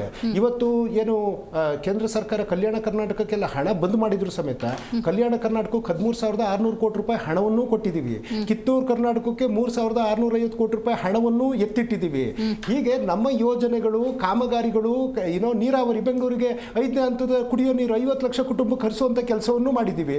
ಎತ್ತಿನೊಳೆ ನೀರು ಇನ್ನೇನು ಕೊರಟಗೆರೆ ತುಮಕೂರನ್ನ ತಲುಪುವಂಥ ಹಂತಕ್ಕೆ ಬಂದು ನಿಂತಿದೆ. PWD 7,000 ಕಿಲೋಮೀಟರ್ ರಾಜ್ಯ ಹೆದ್ದಾರಿಯನ್ನು ನಾವು ಮಾಡಿದ್ದೀವಿ. ಮೇಡಮ್, ನಮ್ದು ಸಾಧನೆಯ ಸಾಕ್ಷಿ ಗುಡ್ಡೆ ಜೊತೆಗೆ ಈಗ ನಾ ಹೇಳಿರೋದ್ರಲ್ಲಿ ಯಾವುದಾದ್ರೂ ಇಲ್ಲ ಅಂದ್ರೆ ನೀವು ನನ್ನನ್ನು ಪ್ರಶ್ನೆ ಮಾಡಿ, ಏನು 7,000 ಕಿಲೋಮೀಟರ್ ಆಗಿಲ್ಲ ಅಂದ್ರೆ ನೀವು ನನ್ನ ಮೇಲೆ ಕೇಸು ಹಾಕ್ಬೋದು. ಯಾಕೆಂದ್ರೆ ನಾನು ಒಬ್ಬ ವಕ್ತಾರಾಗಿ ಬಂದು ಕೂತಿದ್ದೀನಿ. ಇವಾಗ ಇಲ್ಲಿ ಬರ್ಬೇಕಾದ್ರೆ ಅಲ್ಲ, ನಿಮ್ ಕಾನ್ಫಿಡೆನ್ಸ್ ಹೆಂಗಿದೆ ಅಂದ್ರೆ ದರ್ಶನ್ ಅವರೇ, 28ಕ್ಕೆ ನೀವು ಬರ್ತಿರೋ ಇಲ್ವೋ ಗೊತ್ತಿಲ್ಲ, ಆದ್ರೆ ಮತ್ತೊಂದು ಸರ್ಕಾರ ಅಂತೂ ರಚನೆ ಆಗುತ್ತೆ, ಮಿನಿಮಮ್ ಸಾಲ ಬಿಟ್ಟು ಹೋಗ್ತಿರೇನೋ ಅಂತ ಅನ್ನಿಸ್ತಿದೆ. Good question madam. ಒಂದು ರಾಜ್ಯ ಸರ್ಕಾರನ ನಾನು ಅವಾಗಲೇ ಕೇಳಿದೆ, ಇವತ್ತು ಕೇಂದ್ರ ನಮಗೆ ಕೊಡಬೇಕಾಗಿರೋ ಹಣ ಕೊಟ್ಟರೆ ಈ 2,000 ಏನು 5,000 ರೂಪಾಯಿ ಆಗ್ತೀವಿ ಅಕೌಂಟಿಗೆ. ಬರೋ ದುಡ್ಡು ಕೇಂದ್ರದಿಂದ ಬಂದಿದ್ರೆ ನೀವು ಸ್ಕ್ರೂಟಿನೂ ಮಾಡಕ್ ಹೋಗ್ತಿರ್ಲಿಲ್ಲ ಅನ್ಸುತ್ತೆ, ಮರ್ತೇ ಬಿಡ್ತೀರಿ. ಏನಿಲ್ಲ ಮೇಡಮ್, ಬದಲಾವಣೆ ಮತ್ತೆ ಯಾವುದೇ ಆಗಲಿ ನಾವು ತಿದ್ಕೊಳ್ಳುವಂಥದ್ದು, ಸರಿ ಮಾಡುವಂಥದ್ದು ಸಹಜ ಗುಣ. ಇವತ್ತು ಕೇಂದ್ರದಿಂದ ಆಗ್ತಾ ಇರ್ತಕ್ಕಂಥ ಅನ್ಯಾಯದ ಧೋರಣೆಗಳು ಎಲ್ಲಾದರೂ ನಮ್ಮ ರಾಜ್ಯಕ್ಕೆ ಆಯ್ತು ಮೇಡಮ್. ಕುಮಾರಸ್ವಾಮಿ ಕೇಂದ್ರ ಮಂತ್ರಿ, ಒಂದು ಕೈಗಾರಿಕೆ ತರೋದಕ್ಕಾಯ್ತಾ, ಒಂದು ಉದ್ಯೋಗ ಕೊಡೋದಕ್ಕಾಯ್ತಾ? ಇವತ್ತು ಸೋಮಣ್ಣ ಈಗ ಯೋಜನೆಗಳು ನೆನಗುದಿಗೆ ಬಿದ್ದಿದ್ದಾವೆ. ರೈಲ್ವೆ ಯೋಜನೆಗಳು ಕುಪ್ಪಮ್ಮು, ಮಾರಿಕುಪ್ಪಮ್ಮು, ವಾಸ್ಕೋ, ಬಳ್ಳಾರಿ ಮಾರ್ಗ ಆಗಿರ್ಬೋದು, ತುಮಕೂರು, ರಾಮದುರ್ಗ, ತುಮಕೂರು, ದಾವಣಗೆರೆ, ಒಂದು ಯೋಜನೆಗೂ ಕಾಸಿಲ್ಲ. ಇವತ್ತು ನೀರಾವರಿ ಯೋಜನೆಗಳಿಗೆ ಕಾಸಿಲ್ಲ. ಇವತ್ತು ನಮ್ಮ ಹಣಕಾಸು ಆಯೋಗದ ಹಣ ಕೊಡ್ತಾ ಇಲ್ಲ. ಒಟ್ಟಾರೆಯಾಗಿ ರಾಜ್ಯಕ್ಕೆ ಮೋಸ ಮಾಡುವಂತ ಕೆಲಸವನ್ನ ಕೇಂದ್ರ ಮಾಡಿದೆ. ಮೇಡಮ್, ಇವತ್ತು ನಾವು ಜನಗಳಿಗೆ ನೋಡಿ, ಯಾರಿಗಾದ್ರೂ ಒಬ್ಬನಿಗೆ ಅವನು ಫಲಾನುಭವಿಯಾಗಿಲ್ದೇ ಅದನ್ನ ಸ್ವೀಕಾರ ಮಾಡಿದ್ರೆ ಅವನಿಗೂ ಸಮೇತ ಅಪರಾಧ ಭಾವನೆ ಕಾಣ್ತಾ ಇರ್ತದೆ. ಅವನೇ ನಮಗೇನು ಬೈಕಳಕ್ಕೆ ಹೋಗೋದಿಲ್ಲ, ಏನೂ ಇಲ್ಲ. ನನಗೊಂದು ಅವಕಾಶ ಸಿಕ್ಕಿತ್ತಪ್ಪ, ಹಿಂಗೆ ಬಂದಿತ್ತು, ಆಯ್ತು ನಾನೇನೋ ತಪ್ಪು ಮಾಡ್ದೆ ಅನ್ನೋ ಆ ಭಾವನೆ ಇದ್ದೇ ಇರ್ತದೆ. ಯಾರು 2 ಜನ 3 ಜನ ತಾಳರು ಏನಾದ್ರು ಇದ್ರೆ. ಮೇಡಮ್, ಇವತ್ತು ನಾವು ಕಮ್ಮಿ ಅಡುಗೆ ಎಣ್ಣೆ ಬಳಸಿ ಅಂತ ಈ ನೀತಿ ಪಾಠ ಹೇಳೋದಕ್ಕೆ ಬರಲಿಲ್ಲ. ಮೇಡಮ್, ಕಮ್ಮಿ ಗ್ಯಾಸ್ ಬಳಸಿ ಅಂತ ನಾವು ನೀತಿ ಪಾಠ ಹೇಳಲಿಲ್ಲ. ಸೌದೆ ಒಲೆಯಲ್ಲಿ ಉರ್ಸಿ ಅಂತ ನಾವು ಹೇಳಲಿಲ್ಲ. ಕಮ್ಮಿ ಗೊಬ್ಬರ ಹಾಕಿ ಸಾವಯವ ಕೃಷಿ ಅಂತ ನೀತಿ ಬೋಧನೆಗಳನ್ನ ನಾವು ಮಾಡೋದಕ್ಕೆ ಹೋಗಲಿಲ್ಲ. ವಿದೇಶಕ್ಕೆ ಹಾರಬೇಡಿ, ಇವ್ರ ಮಾತ್ರ ಯಾವ ಕಂಟ್ರಿ, ಸೊಲಾಕಿಯೋ ಅಂತೇನೋ ಕಂಟ್ರಿಗೆ ಹೋಗ್ಯಾರೆ, ಫ್ರಾನ್ಸ್ ಅನ್ನೋ ಕಂಟ್ರಿಗೆ ದೇನ್ ಬೆಳಗಾರ ಇವ್ರು ವಿದೇಶಕ್ಕೆ ಹೋಗ್ತಾರಪ್ಪ. ಅಲ್ಲಿಂದ ತಾಂಬಂದು ಏನಾದ್ರು ದೇಶದ ಅಭಿವೃದ್ಧಿಯಾಗಿ ಅಥವಾ ಎರಡು ದೇಶಗಳ ಸಂಬಂಧ ಚೆನ್ನಾಗಿದ್ದಿದ್ರೆ ಹೋದ್ರಪ್ಪ ಏನೋ ವಿದೇಶ ನೀತಿ, ಇಲ್ಲಿ ನೋಡ್ರಿ ಅವ್ನು ಟ್ರಂಪ್ ಜೊತೆ ಅಮೆರಿಕಕ್ಕೆ ಹೋದ್ರು, ಮೇರೆ ದೋಸ್ತು ಔಡಿ ಮೋದಿ ನಮಸ್ತೆ ಟ್ರಂಪ್, ನಮ್ಮ 3 ಹಡಗುಗಳನ್ನ ಉಡಾಯಿಸಿದ್ರು ಸಮೇತ ಅಣ್ಣವ್ರು ಒಂದೇ ಒಂದು ಟ್ವೀಟ್ ಹಾಕಿಲ್ಲ ಮೇಡಮ್. ಇವತ್ತು ಇನ್ನೊಂದು ವಿಚಾರ, ಬಿಟ್ಟಿ ಭಾಗ್ಯ ಅನ್ನೋ ಪದ ಬಳಸಿದ್ರು ಮೇಡಮ್. ಬಿಟ್ಟಿ ಅಂದ್ರೆ ಐ ಮೀನ್ ಭಿಕ್ಷೆ ಅನ್ನೋ ರೀತಿಲಿ. ದಯವಿಟ್ಟು ಕುಮಾರಣ್ಣನವರು ಇದೇ ರೀತಿಯಾದಂಥ ಮಾತುಗಳನ್ನ ಅವೆಲ್ಲ ಹೆಣ್ಮಕ್ಳು ಎಲ್ಲೆಲ್ಲ ಹತ್ತೋಗ್ಬಿಡ್ತೋ ಬಸ್ಸು ಅನ್ನೋ ಪದನ ಹೇಳಿದ್ರು. ಅದೇ ಮಂಡ್ಯ ವಿಚಾರದಲ್ಲಿ ಬಂದಾಗ KRS ಅಡ್ಡಡ್ಡ ಮಲಗಿಸ್ಬೇಕು ಅಂತಲೂ ಅಲ್ಲಿ ಯಾರು ನಿಂತಿದ್ರು ಅವರಿಗೆ ಹೇಳಿದ್ದ ಪದವನ್ನು ಹೇಳಿದ್ರು. ಈ ರೀತಿಯಾದಂಥ ದುರಂಕಾರದ ಮಾತುಗಳಿಂದನೇ ಇವತ್ತು ಒಂದು ದಿನ ಇವರು 68 ಸ್ಥಾನಗಳಿದ್ರು 2004ರಲ್ಲಿ. ಜನತಾ ಪಕ್ಷ ಅನ್ನೋದು 94ರಲ್ಲಿ 117 ಸೀಟ್ ಇತ್ತು. 18ಕ್ಕೆ ಬಂದ್ರು ನಿಮ್ಮ ದುರಂಕಾರ ಕಮ್ಮಿ ಆಗಿಲ್ಲಲ್ಲ. ಜನ ನಿಮಗೆ ತಕ್ಕ ಪಾಠವನ್ನ ಕಳಿಸ್ತಾರೆ. ಹಂಗೂ ಏನಾದ್ರು ಕುಮಾರಸ್ವಾಮಿ ಅವರೇ, ಆರ್ ಅಶೋಕ್ ಅವರೇ, ವಿಜಯೇಂದ್ರರವರೇ ನಿಮ್ಮ ಕಾರ್ಯಕರ್ತರಿಗೆ ಕರೆ ಕೊಡಿ, ಇದು ಭಿಕ್ಷೆ ಅಪ್ಪ, ಮುಟ್ಟೋದಕ್ಕೋಬೇಡಿ, ತಗೊಂಬೇಡಿ ಅಂತ ಜನ ನಿಮ್ಮ ಬೈ ಎಲೆಕ್ಷನ್ ಅಲ್ಲಿ ಸೋಲ್ಸಿ ಮೂಲೆ ಕೂರಿಸಿದ್ರು ಸಮೇತ ಸರ್ಕಾರದ ಒಂದು ಯೋಜನೆ ಈ ಕೇಂದ್ರದಿಂದ ಯಾವ್ದಾದ್ರು ಅಲ್ಲ, ಆ ಕಾರ್ಯಕರ್ತರು ಕೂಡ ಟ್ಯಾಕ್ಸ್ ಪೇಯರ್ಸೇ. ಆದ್ರೆ ನಾವು ಅವ್ರ ಮೇಲೆ ಅವ್ರ ಕನ್ನಡಿಗರು madam, we never thought their BJP or JDS. ಈ ನಾಯಕರ ಈ ಒಂದು ವಿಕೃತಿ ನನಗೆ ಕನ್ನಡಿಗರು ಅಂತ ಪದಪ್ರಯೋಗ ಮಾಡಿದಾಗ ಕನ್ಫ್ಯೂಷನ್ ಆಯ್ತು. ಅಗೇನ್ ಈಗ ಯಾರೋ ಒಬ್ರು 20 ವರ್ಷದಿಂದ ಬೆಂಗಳೂರಲ್ಲೇ ವಾಸ ಇದ್ದಾರೆ ಅಥವಾ ಕರ್ನಾಟಕದಲ್ಲಿ ಇದ್ದಾರೆ, but he is basically from Andhra ಅವ್ರ ತಮಿಳ್ನಾಡು, ಹೆಂಗೆ ಕನ್ಸಿಡರ್ ಮಾಡ್ತೀರಿ? 20 years ಒಬ್ಬ ವ್ಯಕ್ತಿ ಈ ದೇಶಕ್ಕೆ ಬಂದು 5 ವರ್ಷ ಆದ್ಮೇಲೆ ಅವನು ಪೌರತ್ವವನ್ನೇ ತಗೊಬಹುದು. ಅವನು ಕನ್ನಡಿಗನಾಗಿ 20 ವರ್ಷ ಇದ್ದಾನೆ ಅಂತಂದ್ರೆ ಹಿಸ್ ಕನ್ನಡಿಗ ಎಲಿಜಿಬಲ್. ನಾನು ಹೇಳಿದ್ದು ಈಗ ವಿದೇಶದಿಂದ ಒಬ್ಬ ವಿದ್ಯಾರ್ಥಿ, ಹೊರ ರಾಜ್ಯದಿಂದ ವಿದ್ಯಾರ್ಥಿ, ಉದಾಹರಣೆ ಅಥವಾ ಯಾರೋ ಬಂದು ಬಾಡಿಗೆ ಮನೆ ಮಾಡ್ಕೊಂಡಿರ್ತಾನೆ ಕಳೆದ ತಿಂಗಳು, ನಂಗೂ ಬೇಕು ಅಂತ ಹೋದ್ರೆ ಆಧಾರ್ ಕಾರ್ಡ್ ಇದೆ ಅಂದ ತಕ್ಷಣ ಅಪ್ಲೈ ಮಾಡೋದಲ್ಲ ಅಂತ ಗೊತ್ತಾಯ್ತು. ಈಗ ಗ್ಯಾರಂಟಿಗೆ ಅಂತಾನೆ ಒಂದು ಸಮಿತಿ ಮಾಡಿದ್ರು, ಅಲ್ಲೊಂದು ಸದಸ್ಯರು, ಅವ್ರಿಗೆ ಅಂತ ಸಂಬಳ, ಏನು ಮಾಡ್ತಿದ್ರು ಅವರೆಲ್ಲ? ನೋಡಿ ಮೇಡಮ್, ಯಾರೋ ದೊಡ್ಡ ಯಲ್ಲಮ್ಮನ ಜಾತ್ರೆ ಅಂತೇಳಿ 4580 ಕಾಂಗ್ರೆಸ್ ಕಾರ್ಯಕರ್ತರಿಗೆ 23.32 ಅಂದರೆ 23,32 ಲಕ್ಷ ರೂಪಾಯಿ ದುಡ್ಡನ್ನು ಕೊಟ್ಟಿದ್ದಾರೆ ಸರ್ಕಾರ ಈ ಗ್ಯಾರಂಟಿ ಅನುಷ್ಠಾನಕ್ಕೆ. ಯಾರು ದುಡ್ಡು ಮೇಡಮ್ ಇದು? ಸಿದ್ದರಾಮಯ್ಯನವ್ರ ಮನೆ ದುಡ್ಡ? ಕಾಂಗ್ರೆಸ್ ಮನೆಯವ್ರ ದುಡ್ಡ? ಇದು ನಮ್ಮ ಸರ್ಕಾರ ದುಡ್ಡು ಮೇಡಮ್. ಇವ್ರು ಏನಾದ್ರು ನಮಗೆ ಕಾಂಗ್ರೆಸ್ನವ್ರಿಗೆ ಮತ ಹಾಕಿದ್ದಾರೆ, ಕೇವಲ ಕಾಂಗ್ರೆಸ್ ಕಾರ್ಯಕರ್ತರಿಗೆ ಅಂತ ಸ್ಕೀಮ್ ಕೊಡಿ ಅಂತ ಹೇಳಿತ್ತಿಲ್ಲ. ಇದು ಸಮಗ್ರವಾಗಿರುವಂಥ ಸಂದರ್ಭದಲ್ಲಿ ಇವರು ಹೇಳಿದ್ನಲ್ಲ, ಸುಮಾರು 5,000 ಕಾಂಗ್ರೆಸ್ ಕಾರ್ಯಕರ್ತರು ನಾವು ಜೇಬನ್ನು ತುಂಬಿಸಿದ್ರಲ್ಲ, 23,38 ಲಕ್ಷ ರೂಪಾಯಿನ ಬೊಕ್ಕಸದಿಂದ ಕೊಟ್ಟು ಅವ್ರಿಗೆ ಕಾರ್ ಚಾರ್ಜು, TADA, ಯಾರು ಮೇಡಮ್ ಜವಾಬ್ದಾರಿ ಇದಕ್ಕೆ? ಇವತ್ತು ಅವರು ಹೇಳ್ತಾ ಇದ್ದಾರೆ ಗೃಹಲಕ್ಷ್ಮಿಲಿ ವೈಫಲ್ಯ ಆಗಿದೆ, ಮತ್ತೆ ಇದರ ಗೃಹ ಜ್ಯೋತಿ ವೈಫಲ್ಯ ಆಗಿದೆ ಅಂತ ಹೇಳ್ತಾ ಇದ್ದಾರೆ. ಇಷ್ಟು ಹಣ ಸತ್ತವರ ಅಕೌಂಟಿಗೆ ದುಡ್ಡು ಹೋಗಿದೆ 100 ಕೋಟಿ ಅಂತ ಸನ್ಮಾನ್ಯ ಮುಖ್ಯಮಂತ್ರಿಗಳೇ ನೇರವಾಗಿ ಹೇಳ್ತಾ ಇದ್ದಾರೆ. ಇದು ವೈಫಲ್ಯ ಅಲ್ವ ಇದು ಕಳೆದ ಸರ್ಕಾರದ? ಇದನ್ನೆಲ್ಲ ಮಾಡಕ್ಕೆ ಈ ಜನ ಇವರಿಗೆ 136 ಸೀಟ್ ಕೊಟ್ಟಿದ್ದ, ಅದಾಯ್ತು. ಇವತ್ತು ಹೇಳ್ತಾರೆ ಇವರು ಕೇಂದ್ರ ಸರ್ಕಾರದಿಂದ ನಮ್ಗೆ ಅನುದಾನನೇ ಬರ್ತಾ ಇಲ್ಲ ಅಂತ ಹೇಳಿ. ಇವರು ಅಹಂಕಾರ ಮತ್ತೆ ಪ್ರತಿಷ್ಠೆ ಇವರು ಬಿಡಬೇಕಾಯ್ತು. ಪ್ರಿಯಾಂಕಾ ಗಾಂಧಿ ಹೇಳಿದ್ದಾರೆ ಯಾರ ಹತ್ರ? ನಿರ್ಮಲಾ ಸೀತಾರಾಮನ್ ಹತ್ರ, ನಾವು ಕೈ ಚಾಚೋದಿಲ್ಲ, ನಾವು ಗ್ಯಾರಂಟಿಗಳ ಅನುಷ್ಠಾನ ಮಾಡ್ತೀವಿ, ನೀವು ಕೊಟ್ಟರು ಮಾಡ್ತೀವಿ, ಕೊಡದವರು ಮಾಡ್ತೀವಿ ಅಂತ ಹೇಳಿ. ಒಂದು ಒಕ್ಕೂಟ ವ್ಯವಸ್ಥೆಯಲ್ಲಿ, ರಾಜ್ಯಾಂಗ ವ್ಯವಸ್ಥೆಯಲ್ಲಿ ಮೇಡಮ್ ಹೆಂಗಿರ್ಬೇಕು ರಾಜ್ಯ ಅಂತಂದ್ರೆ ಅವನು ಸೌಹಾರ್ದತೆ ಇರಬೇಕು. ನಾನು ಅವ್ರ ಮೇಲೂ ಇವ್ರು ಕೇಳು ಅಂತ ಹೇಳ್ತಾ ಇಲ್ಲ. ಈಗ ಹೋಗಿದ್ದಾರೆ ಮುಖ್ಯಮಂತ್ರಿಗಳು, ಅವ್ರ ಹತ್ರ ಹೋಗಿದ್ದಾರೆ, ಎಲ್ಲರೂ ಭೇಟಿ ಮಾಡಿದ್ದಾರೆ. ಹೌದು, ನನ್ನ ರಾಜ್ಯಕ್ಕೆ ಚೀಫ್ ಮಿನಿಸ್ಟರ್ ಆಫ್ ಕರ್ನಾಟಕ ನನಗೆ ಇಷ್ಟ ಆಗಬೇಕು ಅಂತ ಕೇಳಿದ್ದಾರೆ, ಅದನ್ನ ನಾವೆಲ್ಲ ಸ್ವಾಗತಿಸ್ತಾ ಇದ್ದೀವಿ. ಆದ್ರೆ ಎಲ್ಲ ಒಂದ್ ಕಡೆ ಉದಾಹರಣೆಗೆ ಇವ್ರು ಹೇಳ್ತಾ ಇದ್ದಾರೆ ಕುಮಾರಸ್ವಾಮಿ ಅವರು 68 ಸೀಟ್ ಇದ್ಕೊಂಡು ದುರಾಂಕಾರ ಮಾತಾಡ್ಕೊಂಡು ಕೇವಲ 18ಕ್ಕೆ ಬಂದುಬಿಟ್ರು ಅಂತ. ನೀವು ಇದೇ ತರ ದುರಾಂಕಾರದಿಂದ ಬಿಡದಿ ಯೋಜನೆ ನಂಗೆ ಮುಂದುವರಿಸಿ ರೈತರ ಭಾವನೆಗಳ ವಿರೋಧವಾಗಿ ನೀವು ನೋಟಿಫಿಕೇಶನ್ ಮಾಡಿದಿರಲ್ಲ, ಅಲ್ಲಿ 80% ರೈತರೇ ಇಲ್ಲ, ಕೇವಲ 20% ಇರೋರು ಅಂತ ಹೇಳಿ ಹೇಳಿಕೆ ಕೊಟ್ಕೊಂಡು ಇವತ್ತು ರೈತರಿಗೆ ಭಾವನೆಗೆ ಬೆಲೆ ಕೊಡದಲ್ಲೇ ನಮ್ಮ ಸರ್ಕಾರದಲ್ಲಿ ಕುಮಾರಣ್ಣವ್ರು ಹೊಡೆದಿದ್ದು 600 800 ಕೋಟಿ 800 ಎಕರೆ ಮೇಡಮ್, ಅದು ಏನು ಡ್ರೈಲ್ಯಾಂಡ್ ಇವ್ರು ಮಾಡಕ್ ಕೊಟ್ಟಿರೋದು ಎಷ್ಟು? 9,500 ಎಕರೆನ 7,400 ಎಕರೆ ಮಾಡಿದ್ದಾರೆ. ಮೊನ್ನೆ 560 ಎಕರೆ 3 ಗ್ರಾಮಗಳಲ್ಲಿ ಮಾಡಿದ್ದಾರೆ. ಅಲ್ಲಿ ಒಂದು ಗ್ರಾಮದಲ್ಲಿ ಮೇಡಮ್ 20,000 ಲೀಟರ್ ಪ್ರತಿದಿನ ಹೋಯ್ತದಲ್ಲಿ ಹಾಲು. ಅಲ್ಲಿ ಅಗ್ರಿಕಲ್ಚರ್ ಇದೆ, ಸೆರಿಕಲ್ಚರ್ ಇದೆ, ಹಾರ್ಟಿಕಲ್ಚರ್ ಇದೆ, ಎಮ್ಮೆಗಳಿದಾವೆ, 50-60 ಸಾವಿರ ಎಮ್ಮೆಗಳಿದ್ದಾವೆ, ಕೋಳಿ ಕೊಕ್ಕರೆಗಳಿದ್ದಾವೆ, ಜನರ ಒಡನಾಟ ಇದೆ, ತಲೆಮಾರಿನ ಅವರ ಸಮಾಧಿಗಳಿದಾವೆ, ತಂದೆ ತಾಯಿ ಮುತ್ತಾಯ್ತು ಅವರೆಲ್ಲ ಸಮಾಧಿ ಮೇಲೆ ಇವರು ಈ ಕಾಂಗ್ರೆಸ್ ಸರ್ಕಾರ ಟೌನ್ಶಿಪ್ ಮಾಡಕ್ ಕೊಟ್ಟಿದೆಯಲ್ಲ 36,000 ಕೋಟಿ ಯೋಜನೆದ. ಯಾಕೆ ಮೇಡಮ್ ಮಾಡ್ಬೇಕು ಇದನ್ನ? ರೈಟ್. ಇನ್ನೊಂದು ಪ್ರಶ್ನೆ, ಈಗ ನೆಕ್ಸ್ಟ್ 28ಕ್ಕೆ ಯಾರು ಬರ್ತಾರೋ ಗೊತ್ತಿಲ್ಲ. ಈಗ ದರ್ಶನ್ ಅವರು ಉಲ್ಲೇಖ ಮಾಡೋದಂಗೆನೆ ಮಿನಿಮಮ್ ಸಾಲ ಇಟ್ಟು ಹೋಗ್ತಾರೆ ಅಂತ ಅನ್ಕೋಬೋದ? ಈಗ ಕಾಂಗ್ರೆಸ್ನವರೇ ಬರ್ಬೋದು, ಗೊತ್ತಿಲ್ಲ, ನಿಮ್ಮ ಏನು ಮೈತ್ರಿ ಸರ್ಕಾರವೇ ಬರ್ಬೋದು. ಎಷ್ಟು ಹೊರೆ ಆಗ್ಬೋದು ಮುಂದಿನ ಮೇಡಮ್? ಆಲ್ರೆಡಿ ಈಗ ಪ್ರತಿ ವರ್ಷ ಅವರು 1 ಲಕ್ಷ ಕೋಟಿ ಮಾಡ್ತಾ ಇದ್ದಾರೆ, 1 ಲಕ್ಷ ಕೋಟಿ ಬಡ್ಡಿಯನ್ನೇ ಕಟ್ತಾ ಇದ್ದಾರೆ. ಒಂದು ಹೆಚ್ಚು ಕಡಿಮೆ ಪ್ರತಿ ಸಾಲ ತೀರ್ಸಕ್ ಸಾಲ, ಈಗ ಸಾಲ ತೀರ್ಸಕ್ ಸಾಲ ಮಾಡಿ ತುಪ್ಪ ತಿನ್ನು, ಸಾಲ ಮಾಡಿ ತುಪ್ಪ ತಿನ್ನು, ಎಲ್ಲಿಗೆ ಯಾರು ಕೊಡುವಂಥದ್ದು? ಈಗ ಆಲ್ರೆಡಿ 1.25 ಲಕ್ಷದಿಂದ 1,50,000 ಪ್ರತಿ ತಲೆ ಮೇಲೆ ಬರ್ತಾ ಇದೆ. ಅಷ್ಟು ಸಾಲ ನಮ್ಮ ಮೇಲಿದೆ. ಈಗ ಇವರು ಅಧಿಕಾರಕ್ಕೆ ಬರೋಕ್ಕೆ ರಾಜಕೀಯ ಪಕ್ಷಗಳು ಈ ಥರ ಸಾಲ ಮಾಡ್ಕೊಂಡು ಹೊಂಟೋದ್ರೆ ಆರ್ಥಿಕ ಪ್ರಗತಿ ಹೆಂಗಾಗುತ್ತೆ, ದೇಶದ ಪ್ರಗತಿ ಹೆಂಗಾಗುತ್ತೆ ಹೇಳಿ? ಸಾಲ ಕೊಡೋರು ಯಾರು ಇವರಿಗೆ? ನೋಡಿ, ನಾನು ಹೇಳ್ತಾ ಇರೋದು ಈ ಗ್ಯಾರಂಟಿಗಳನ್ನು ನೀವು ಅಗತ್ಯವಾದಂಥ ಮಾನದಂಡಗಳನ್ನು ನಮ್ಮ ದರ್ಶನ್ ಅವ್ರು ಹೇಳಿದ್ರು, ನಾವು ಫಿಲ್ಟರ್ ಮಾಡ್ತಾ ಇದ್ದೀವಿ, ಒಂದೊಂದು ಮನೆ ಇಬ್ಬಿಬ್ಬರಿಗೆ ಹೋಗ್ತಾ ಇದೆ. ಎಸ್, ವೆಲ್ಕಮ್ ಮಾಡಿ ಅದನ್ನ. ಈ ಕೆಲಸವನ್ನು ಮುಂಚೆನೇ ಮಾಡಿ ನೀವು ಅನೌನ್ಸ್ ಮಾಡಿದ್ರೆ, ನೀವು ಗ್ಯಾರಂಟಿ ಬಗ್ಗೆ ಕೊಟ್ರಿ, ಆಯ್ತು, ಅದು ಆಗೋಯ್ತು, ಅಧಿಕಾರಕ್ಕೂ ಬಂದ್ರಿ, while implementing these guarantees whether you are checked out, cross check ಮಾಡಿದ್ರ, ಯಾರಿಗೆ ಕೊಡಬೇಕು ನಮ್ಮ ಮಾನದಂಡ ಮಾಡಿದ್ರೆ ಇವತ್ತು ಆರ್ಥಿಕ ಒಂದು ದಿವಾಳಿ ಆಯ್ತಿರ್ಲಿಲ್ಲ. ವಿದ್ಯುತ್ ಏನೇನು ಅದನ್ನು ನಾವು ದಿನ ಬೆಳಿತೇವೆ ಮೇಡಮ್, ಅದನ್ನು ನಾವು ಒರಿಸ್ಸಾದಿಂದ ತಗೊಂಡ್ಬರ್ತೀವಿ, ಬೇರೆ ಬೇರೆ ರಾಜ್ಯದಿಂದ ತಗೊಂಡ್ಬಂದಿದ್ದೀವಿ. ದೇವೇಗೌಡರು ಪ್ರಧಾನಮಂತ್ರಿ ಆದ ಸಂದರ್ಭದಲ್ಲಿ ಎಷ್ಟೋ ಕೋಟಿ ವಿದ್ಯುತ್ಗೆ ಅಲ್ಲಿಂದ ನಾವು ತಗೊಂಡ್ಬಂದಿರೋಂಥದ್ದು ಉದಾಹರಣೆಗಳಿದ್ದಾವೆ. ಈ ಥರ ಈಗ ಬಸ್ಸು ಈಗ ಬಸ್ ಪಾಸ್ ಕೊಟ್ಬಿಟ್ರಿ ಈಗ ಸ್ಟೂಡೆಂಟ್ಸ್ಗೆ. ಬಹುಶಃ ಮೇಡಮ್ ನಾನು ಒಂದು ವಾರದಲ್ಲಿ 2 ದಿವಸ ಬಸ್ ಪ್ರಯಾಣ ಮಾಡ್ತೀನಿ ಮೇಡಮ್. ತೆಗೆದು ಆಚೆ ಹೋಗ್ತಾರೆ ಮೇಡಮ್. ಅಲ್ಲಿ ಶ್ರೀಗಳ ಇವರು ಮಹಿಳೆಯರ ಸಂಖ್ಯೆ ಒಂದು ಕಡೆಗಾದ್ರೆ ಮಕ್ಕಳು ನಿಂತಿದ್ರೆ ಬಸ್ಸೇ ನಿಲ್ಸಕ್ಕಲ್ಲ, ಬಸ್ಸಿನ ಸಂಖ್ಯೆಗಳಿಲ್ಲ. ಈ ಥರ ಸಮಸ್ಯೆ ನಾನು ಹೇಳೋದು, ವ್ಯವಸ್ಥೆಯನ್ನು ಕೊಟ್ಬಿಡ್ಲಿ ಫಸ್ಟು, ಆಮೇಲೆ ಇವ್ರಿಗೆ ಏನು ಬೇಕಾದ್ರೆ ಇಂಪ್ಲಿಮೆಂಟ್ ಮಾಡಲಿ. ಇದೇನೂ ಮಾಡ್ದಲೆ ನಾನು ಇದನ್ನು ಈ ಸರ್ಕಾರವನ್ನು ಒತ್ತಾಯಿಸ್ತೀನಿ ಮೇಡಮ್. ಯಾವ ಥರ ಮಾಡಬೇಕು? ನೀರಾವರಿ ಯೋಜನೆ ಕೊಡಿ, ಕಾರ್ಖಾನೆಗಳು ತಂದ್ಕೊಳ್ಳಿ. ಈಗ ಯುವಕರಿಗೆ ನಿರುದ್ಯೋಗ ಸಮಸ್ಯೆಯನ್ನು ಮಾಡಲಿಕ್ಕೆ ಅನೇಕ ಅವ್ರಿಗೆ ತರಬೇತಿಯನ್ನು ಕೊಡಿ, ಅವರಿಗೆ ಡಿಗ್ರಿಯಿಂದಲೇ ಅವ್ರಿಗೆ ಆಯ್ಕೆ ಬಿಟ್ಬಿಡಿ.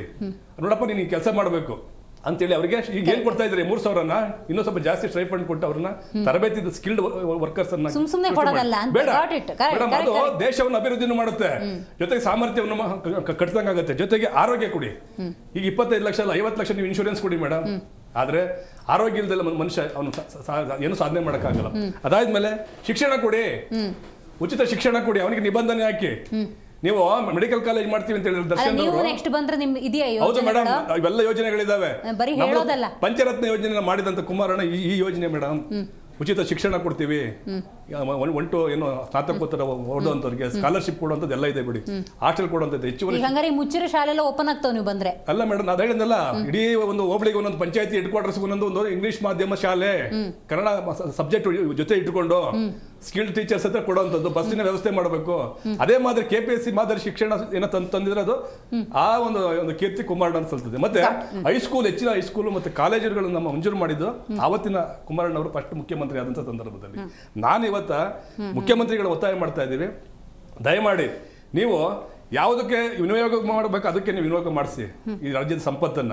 ಈಗ ನಿಮ್ಮ ಇಲ್ವಲ್ಲ, ಏನ್ ಮಾಡ್ತೀರಿ? 10 ಲಕ್ಷ ಕೋಟಿ ಬಿಟ್ಬಿಟ್ಟು ಹೋಗಿದ್ದಾರೆ ಯಾರು? ನಿಮ್ಮ ಬಾಸ್ ಸಿದ್ದರಾಮಯ್ಯನವರು. ಈಗ ನಾನು ಹೇಳಿದ್ನಲ್ಲ, ಇವರು ಸುಲಭವಾಗಿ ರಿಕವರಿ ಮಾಡೋಕ್ಕಾಗತ್ತೆ ಮೇಡಮ್? ಸರ್ಕಾರನೇ ಕೈ ಹಾಕಿರಿ ಹೇಳ್ತಾರೆ, ಬಡ್ಡಿ ವಸೂಲಿ ಮಾಡೋದೇ ಕಷ್ಟ, ಅಂತರ ಮೇಲೆ ಕಾನೂನು ಕ್ರಮ ತಗೊಳ್ಳೋದೇ ಕಷ್ಟ. ಈಗ ಈ ತರ ದುಡ್ಡನ್ನು ವಸೂಲಿ ಮಾಡಕ್ ಹೋದ್ರೆ ಜನ ಏನ್ ಹೇಳ್ತಾರೆ, ಹೊಚ್ಚಿಗೆ ಹೇಳ್ತಾರೆ. ಯಾರು ಅದು ಯಾರು ಗೊತ್ತಾ? ಬಡವರಿಗೆ ಹೋಗೋ ದುಡ್ಡಿದು. ಅವ್ರೇನ್ ಮಾಡ್ತಾರೆ, ಏನಪ್ಪ ಸಿದ್ದರಾಮಯ್ಯನವರು ನಮ್ಗೆ ಇಷ್ಟೆಲ್ಲ ಹಣ ಕೊಟ್ಬಿಟ್ಟು ಏನೋ ನಮ್ಮನ್ನ ಬದುಕನ್ನ ಹೇಳಿದ್ದಾರೆ. ಅಲ್ಲ, ನಾವು ಟಿವಿ ಜನಾಕ್ರೋಶ ಸಹಜವಾಗಿ ಶುರುವಾಗುತ್ತೆ ನೋಡಿ. ಏನಂತ ಹೇಳ್ತಿದ್ರು, ನಾವು ಈ ಭಾಗ್ಯಲಕ್ಷ್ಮಿ ಹಣದಲ್ಲಿ ಏನೋ ಒಂದು ಸಂಪಾದನೆ ಮಾಡಿದ್ವಿ, ಮಾಂಗಲ್ಯ ತಗೊಂಡ್ವಿ, ಚಿನ್ನ ತಗೊಂಡ್ವಿ, ಫ್ರಿಡ್ಜ್ ತಗೊಂಡ್ವಿ, ಆಮೇಲೆ ಒಂದು ಮದುವೆ ಮಾಡಿದ್ವಿ, ಏನೇನು ಹೇಳ್ಕೊಂಡ್ ಬಂದಿದ್ದಾರೆ ಅವರೆಲ್ಲ. ಅಡ್ವರ್ಟೈಸ್ ನೋಡಿದ್ದೀರ. ಈಗ ಇದೆಲ್ಲ ವ್ಯತಿರಿಕ್ತವಾದಂಥ ಪರಿಣಾಮ ಕಾಂಗ್ರೆಸ್ ಪಕ್ಷದಲ್ಲಿ ಬೀಳ್ತದೆ. ಆದ್ರೆ ಇವ್ರದೇ ಆದ ಸರ್ಕಾರ, ಯಾರು ಸನ್ಮಾನ್ಯ ಸಿದ್ದರಾಮಯ್ಯನವ್ರ ಅವಧಿ ಆಗಿದಂತ ಏನು ಲೋಪದೋಷಗಳನ್ನ ಇವರು DK ಶಿವಕುಮಾರ್ ಈಗ ಸಿದ್ದರಾಮಯ್ಯನವರ ಸರ್ಕಾರದ ಲೋಪ ಇತ್ತು ಅನ್ನೋದು ಒಂದ್ ಕಡೆ ಕ್ಲಾರಿಟಿ ಆಗೋಯ್ತಲ್ಲ ಮೇಡಮ್. ಈಗ ನಾವ್ ಹೇಳೋದ್ ಬೇಕಿಲ್ಲ, ಪ್ರತಿಪಕ್ಷಗಳ ಉತ್ತರಗಳೇ ಬೇಕಿಲ್ಲ, ವಿಸಿಬಲ್ ಅಂತ ಗೊತ್ತಾಯ್ತು ದರ್ಶನ್ ಅವರೇ. ಹಾಗಾಗಿ ಇದನ್ನ ನಾವು ಖಂಡಿಸ್ತೀವಿ ಮೇಡಮ್. ಇದನ್ನ ಗೃಹಲಕ್ಷ್ಮಿ ಆಯ್ತು, ಗೃಹ ಜ್ಯೋತಿಲು ಪರಿಷ್ಕರಣೆ ಅಂತ ಅದು ಹೆಂಗೆ ಅಂತ ಸ್ವಲ್ಪ ಕ್ಲಾರಿಟಿ ಕೊಡ್ಬೋದಾ? ಯಾವ ತರ ಮಾಡ್ತೀರಾ ಅಂತ ಮೇಡಮ್? ಫಸ್ಟಿಗೆ ಇಷ್ಟೋ ತನಕ ನಮ್ಮದು ಬಿಟ್ಟಿ ಭಾಗ್ಯ ಅಲ್ಲ, ಬದುಕು ಕಟ್ಕೊಡೋ ಭಾಗ್ಯ. ಬಿಟ್ಟಿ ಏನೋ ಭಜನೆಗಳು ಮಾಡ್ಕೊಂಡು ಸುಮ್ಮನೆ ಕತೆಗಳನ್ನ ಹೇಳಿ ನನಗೂ ತಲೆನೋವು ಬಂದೋಯ್ತು ಕೇಳಿ. ಒಂದೇನಾದ್ರು ಸಾಕ್ಷಿ ಗುಡ್ಡೆ ಇಟ್ಟು ಮಾತಾಡಿದರೆ ಅದಕ್ಕೂ ಆ ಮಾತುಗಳಿಗೆ ಬಹಳ ತೂಕ ಇರೋದು. ಅವ್ರ ವಯಸ್ಸಿಗೆ ತೂಕ ಇದೆ, ಅದು ಗೌರವ ಕೊಡ್ತೀನಿ ಮೇಡಮ್. ಈಗ ಕರೆಂಟು, ನಾನು ಮೇಲ್ಗಡೆ ಮನೆ ಮಾಡಿರ್ತೀನಿ, ಕೆಳಗಡೆ ಒಂದು ಅಂಗಡಿ ಮಾಡ್ಕೊಂಡಿರ್ತೀನಿ. ಸೊ ಅಂಗಡಿ ಮಾಡ್ದನ್ ಏನ್ ಮಾಡ್ತೀನಿ, ಅದಕ್ಕೆ ಒಂದು 200 ಯೂನಿಟ್ ಬರುತ್ತೆ ಅಂತ ಹೇಳ್ಬಿಟ್ಟು ನಾವು ಮನೆ ಕೊಡೋದಲ್ವಾ? ಆ ರೀತಿನೂ ಲೋಪ ಆಗಿದೆ ಅಂತ ಗಮನಕ್ಕೆ ಬಂದಿದೆ. ನಿಮಗೆ ನ್ಯಾಯಯುತವಾಗಿ ಪಡೀರಿ, ಸರ್ಕಾರ ಏನೋ ಕೊಡ್ತದೆ ಅಂತಲೇ ಅದು ಬೇಕಾ ಬಿಟ್ಟು ಬಳಸುವಂಥದ್ದಲ್ಲ. ಆಮೇಲೆ ನಿಮ್ದು ಹಿಂದಿನ ಒಂದು ಪ್ರಶ್ನೆ ನಾನು ಮರ್ತೆ ಮತ್ತು ಅವ್ರಿಗೂ ಕೇಳ್ತಾ ಇದ್ದೀನಿ ಮೇಡಮ್. ಕರ್ನಾಟಕ ರಾಜ್ಯದಲ್ಲಿ 2028ರಲ್ಲಿ 181 ಸೀಟುಗಳನ್ನ 100ಕ್ಕೆ 100 ಗೆಲ್ತೀವಿ. ಆಪ್ಷನ್ ಯಾಕೆ ಅವ್ರು ಬರ್ತಾರೆ ಇವ್ರು ಬರ್ತಾರೆ ಅಂತ ಬರೋದೇ ಕಾಂಗ್ರೆಸ್ ಪಕ್ಷ. ಕಾಂಗ್ರೆಸ್ಸಿಗೆ ನಿಮ್ದೆಲ್ಲ ಕೇಳಿದೆ 181 ಸೀಟ್ ಗೆಲ್ತೀವಿ. ಇವತ್ತು ಬೇರೆ ಬೇರೆ ರಾಜ್ಯದಲ್ಲಿ ಪ್ರಾದೇಶಿಕ ಪಕ್ಷಗಳು ಯಾವ ರೀತಿ ಮುಳುಗುವ ಹಡಗಾಗಿ ಒಂದು ರಾಷ್ಟ್ರೀಯ ಪಕ್ಷ ಇವತ್ತು ತಿಂಗಳದ ರೀತಿ ಅನೇಕ ಪ್ರಾದೇಶಿಕ ಪಕ್ಷಗಳನ್ನ ನುಂಗಿ ಉದಾಹರಣೆ Mamata Banerjee, she was supported to NDA on the time. Today ಅವರ ಪರಿಸ್ಥಿತಿ ಏನಾಯಿತು? BSP ಅನ್ನೋ ಪಕ್ಷ ಇತ್ತು ಈ ದೇಶದಲ್ಲಿ. ಹಾಗೆ CPM ಕೇರಳ ರಾಜ್ಯ ಕೊನೆಯದಾಗಿ ಅದ್ರದ್ದು ಅಂತ್ಯ ಕಾಣುವಂಥ ಸನ್ನಿವೇಶ ಬಂತು. ಇವತ್ತು JDS ಅವ್ರು ಸಖ್ಯ ಮಾಡಿದೆ, ತಮ್ಮ ಪ್ರಾದೇಶಿಕತೆಯನ್ನು ಮರ್ತಿದೆ. ರಾಜ್ಯಕ್ಕೆ ಎಷ್ಟೇ ಅನ್ಯಾಯ ಆದ್ರೂ TMC ತೃಣಮೂಲ ಕಾಂಗ್ರೆಸ್ ಮಮತಾ ಬ್ಯಾನರ್ಜಿ ಈಗ ಕಾಂಗ್ರೆಸ್ ಜೊತೆ ವಿಲೀನ ಆಗುತ್ತಾ ಪ್ರತ್ಯೇಕವಾಗಿರ್ತಾರ? ಇಲ್ಲ ಶ್ರೀನಿವಾಕಂ ಅವರ ಒಂದು ಏನು ಸಂಸದ ರಾಷ್ಟ್ರೀಯ ಪಕ್ಷಗಳು ತಿಮ್ಮಿಂಗಲ ತರ ನುಂಗುತ್ತಲ್ಲ. ಮೇಡಮ್ ಒಂದ್ ನಿಮಿಷ ಪ್ಲೀಸ್, ನೀವು ಸುಮಾರು ಹೊತ್ತು ಮಾತಾಡಿ, ನಮಗೆ ಅವಕಾಶ ಕೊಡಿ, ನಾವು ಮಾತಾಡಕ್ಕೆ ಬಂದಿರೋದು. ಒಂದ್ ನಿಮಿಷ ಮೇಡಮ್, ಇವತ್ತು ನಮ್ಮಿಂದ ಮಮತಾ ಬ್ಯಾನರ್ಜಿ ಹೊರಗಡೆ ಹೋದ್ರು. ಆ ಪಕ್ಷ ಸದೃಢವಾಗಿತ್ತು, ಅವ್ರು ಮುಖ್ಯಮಂತ್ರಿ ಆಗಿದ್ರು, ಇದು ಒಪ್ಪುವಂಥದ್ದೇ. ಇವತ್ತು NCP ನಮ್ಮಿಂದನೇ, ಶರದ್ ಪವಾರ್ ನಮ್ಮ ಪಕ್ಷದಲ್ಲೇ ಇದ್ದವರು 98 ತನಕ, ಅವರು ಹೊರಗಡೆ ಹೋದ್ರು. ಅದೊಂದು ಪಕ್ಷವಾಗಿತ್ತು. ಇವತ್ತು NCP ಅನ್ನು ಒಡೆದಾಕ್ತವ್ರು ಯಾರು? ಶಿವಸೇನೆಯನ್ನು ಒಡೆದಾಕ್ತವ್ರು ಯಾರು? ಯಾವುದಕ್ಕೋಸ್ಕರ? ಅಧಿಕಾರದ ಲಾಲಜಿಗೋಸ್ಕರ. ಮತ್ತೆ ಇನ್ನೊಂದು, ಆಗಿಂದ ಸಾಲ ಅನ್ನೋ ಪದ ಒತ್ತಿ ಹೇಳಿದ್ರಲ್ಲ, ನಾನು ಅವಾಗಲೇ ಹೇಳಿದೆ, ನಮ್ಮ ಹಣ ನಮಗೆ ಬಂದ್ರೆ ನಮಗೆ ಅದು ದರ್ದಿಲ್ಲ ಅಂತೇಳಿ. ಈ ದೇಶದ್ದು ಮಾತಾಡೋಣ. 214 ಕೋಟಿ ಸಾಲವನ್ನ ಮನಮೋಹನ್ ಸಿಂಗ್ ಅವ್ರ ತನಕ ಈ ದೇಶ 70 ವರ್ಷ ಆದ್ರೆ 55 ಲಕ್ಷ ಕೋಟಿ ಸಾಲ ಇತ್ತಲ್ಲ, ಇವತ್ತು 215 ಲಕ್ಷ ಕೋಟಿ ಸಾಲವನ್ನ ನರೇಂದ್ರ ಮೋದಿ ಅವರು ಮಾಡಿರ್ತಕ್ಕಂಥದ್ರಲ್ಲಿ ಕರ್ನಾಟಕದಲ್ಲಿ ಯಾವುದೇ ಒಂದು ಡ್ಯಾಮ್ ತೋರಿಸಿ, ಕರ್ನಾಟಕದಲ್ಲಿ ಯಾವುದೇ ಒಂದು ಏರ್ಪೋರ್ಟ್ ತೋರಿಸಿ, ಕರ್ನಾಟಕದಲ್ಲಿ ಯಾವುದೇ ಒಂದು ರೈಲ್ವೆ ಯೋಜನೆ ತೋರಿಸಿ, ಕರ್ನಾಟಕದಲ್ಲಿ ಯಾವುದೇ ಒಂದು ಏಮ್ಸು IIT IIM ತೋರಿಸಿ, ಯಾವುದು ಸಾಧನೆಗಳಿಲ್ಲ. ಶ್ರೀಮಂತರ 16 ಲಕ್ಷ ಕೋಟಿ ಸಾಲವನ್ನು ಅವ್ರು ಮನ್ನಾ ಮಾಡಿದ್ದಾರೆ. ನಾವು ಯಡಿಯೂರಪ್ಪನವ್ರು ಸಾಲ ಮಾಡಿಲ್ವಾ? ಸಾಕ್ಷಿ ಗುಡ್ಡೇನು 76 ಸಾವಿರ ಕೋಟಿ ಸಾಲ ಮಾಡಿದ್ರು. ಅದಕ್ಕೂ ಹಿಂದೆ ಯಡಿಯೂರಪ್ಪನವರು 70 ಸಾವಿರ ಕೋಟಿ ಸಾಲ ಮಾಡಿದ್ರು. ಅದಕ್ಕೂ ಹಿಂದೆ ಕುಮಾರಸ್ವಾಮಿ ಅವರು 46 ಸಾವಿರ ಕೋಟಿ ಸಾಲ ಮಾಡಿದ್ರು. ಸಾಕ್ಷಿ ಗುಡ್ಡೆ ಏನ್ ಬಿಟ್ಟು ಹೋದ್ರು? ನಾವು ಒಂದು ರಾಜ್ಯ ಸರ್ಕಾರ, ಇವತ್ತು ಕೇಂದ್ರ ಎಷ್ಟೇ ಅನ್ಯಾಯ ಮಾಡಿದ್ರು, ರಾಜ್ಯದ ಜನತೆಗೆ ತೊಡಕಾಗದ ರೀತಿ ಕಾನೂನಾತ್ಮಕವಾಗಿ ಸಾಲ ಏನು ಸುಮ್ಮನೆ ಯಾರು ಕೊಡೋದಿಲ್ಲ. ಖಂಡಿತವಾಗ್ಲೂ ನೋಡಿ, ಕರ್ನಾಟಕವನ್ನು 8 ವರ್ಷ ಆಳಿದ್ದಾರೆ, ಆಡಳಿತವನ್ನು ನಡೆಸಿದ್ದಾರೆ ಸಿದ್ದರಾಮಯ್ಯನವರು. ಈ ಕಳೆದ 3 ವರ್ಷದಲ್ಲಿ ಸಿದ್ದರಾಮಯ್ಯನವರ ಆಡಳಿತದಲ್ಲೇ ಲೋಪ ಆಯ್ತಲ್ಲ, ಅದನ್ನ DK ಶಿವಕುಮಾರ್ ಅವರು ಸರಿ ಮಾಡ್ತಿದ್ದಾರೆ ಅಂತ ಅನ್ಕೋಬೇಕು. ಅಥವಾ ಸಿದ್ದರಾಮಯ್ಯನವ್ರು ಜನಾನುರಾಗಿ DK ಶಿವಕುಮಾರ್ ನೋಡಿ ₹1 ಹಾಕಿದ್ರೆ ಅದನ್ನ ಎಲ್ಲಿ ಹೋಗಿದೆ ಅನ್ನೋ ಲೆಕ್ಕ ಬೇಕು ಅನ್ನೋ ನಿಟ್ಟಿನಲ್ಲಿ ಎಷ್ಟೋ ಜನರು ಕಳ್ಕೋತಿದ್ದಾರೆ ಅನ್ನೋ ಭಾವನೆ. ನೋ ಸಿದ್ದರಾಮಯ್ಯನವರು ಈ ರಾಷ್ಟ್ರ ಕಂಡಂತ ಅದ್ಭುತವಾದಂತ ಮುಖ್ಯಮಂತ್ರಿಗಳು. ನಾವೊಂದು ಯೋಜನೆನ ಮೇಡಮ್, ಇದು ಕಲೆಕ್ಟಿವ್ ಲೀಡರ್ಶಿಪ್ ಅಲ್ಲೇ ಮಾಡಿರೋದು. ತಪ್ಪಾದ್ರೂ ನಾವೇ ಹೊಣೆ ಹೊರ್ತೀವಿ.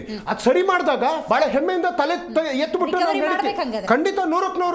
ಅದಕ್ಕೋಸ್ಕರ ಈ ನಿರ್ಧಾರ ತಗೊಂಡಿರ್ತಕ್ಕಂಥದ್ದು. ನಾವು ನರೇಂದ್ರ ಮೋದಿ ಅವ್ರ ತರ ಬುಲೆಟ್ ಟ್ರೈನ್ ಬಿಡುವಂತ ಸರ್ಕಾರ ಅಲ್ಲ.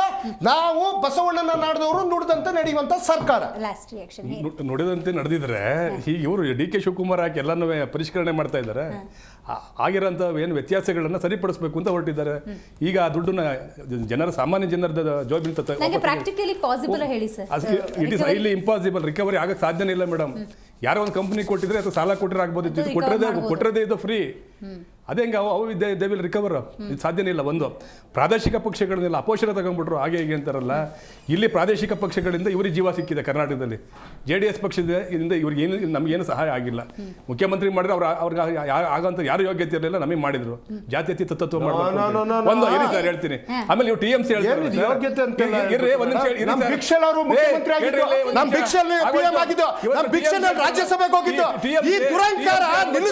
TMC ಬಂದಿದ್ದು. ಮಮತಾ ಬ್ಯಾನರ್ಜಿ ಕಾಂಗ್ರೆಸ್ ಇಂದ ಬಂದ್ರು, ನಮ್ ದೇವೇಗೌಡರ ಕಾಂಗ್ರೆಸ್ ಇಂದ ನಮ್ದು ಜನತಾ ಪರಿವಾರದಿಂದ ಬಂದ ಪಕ್ಷ. ಈ ಸರ್ಕಾರ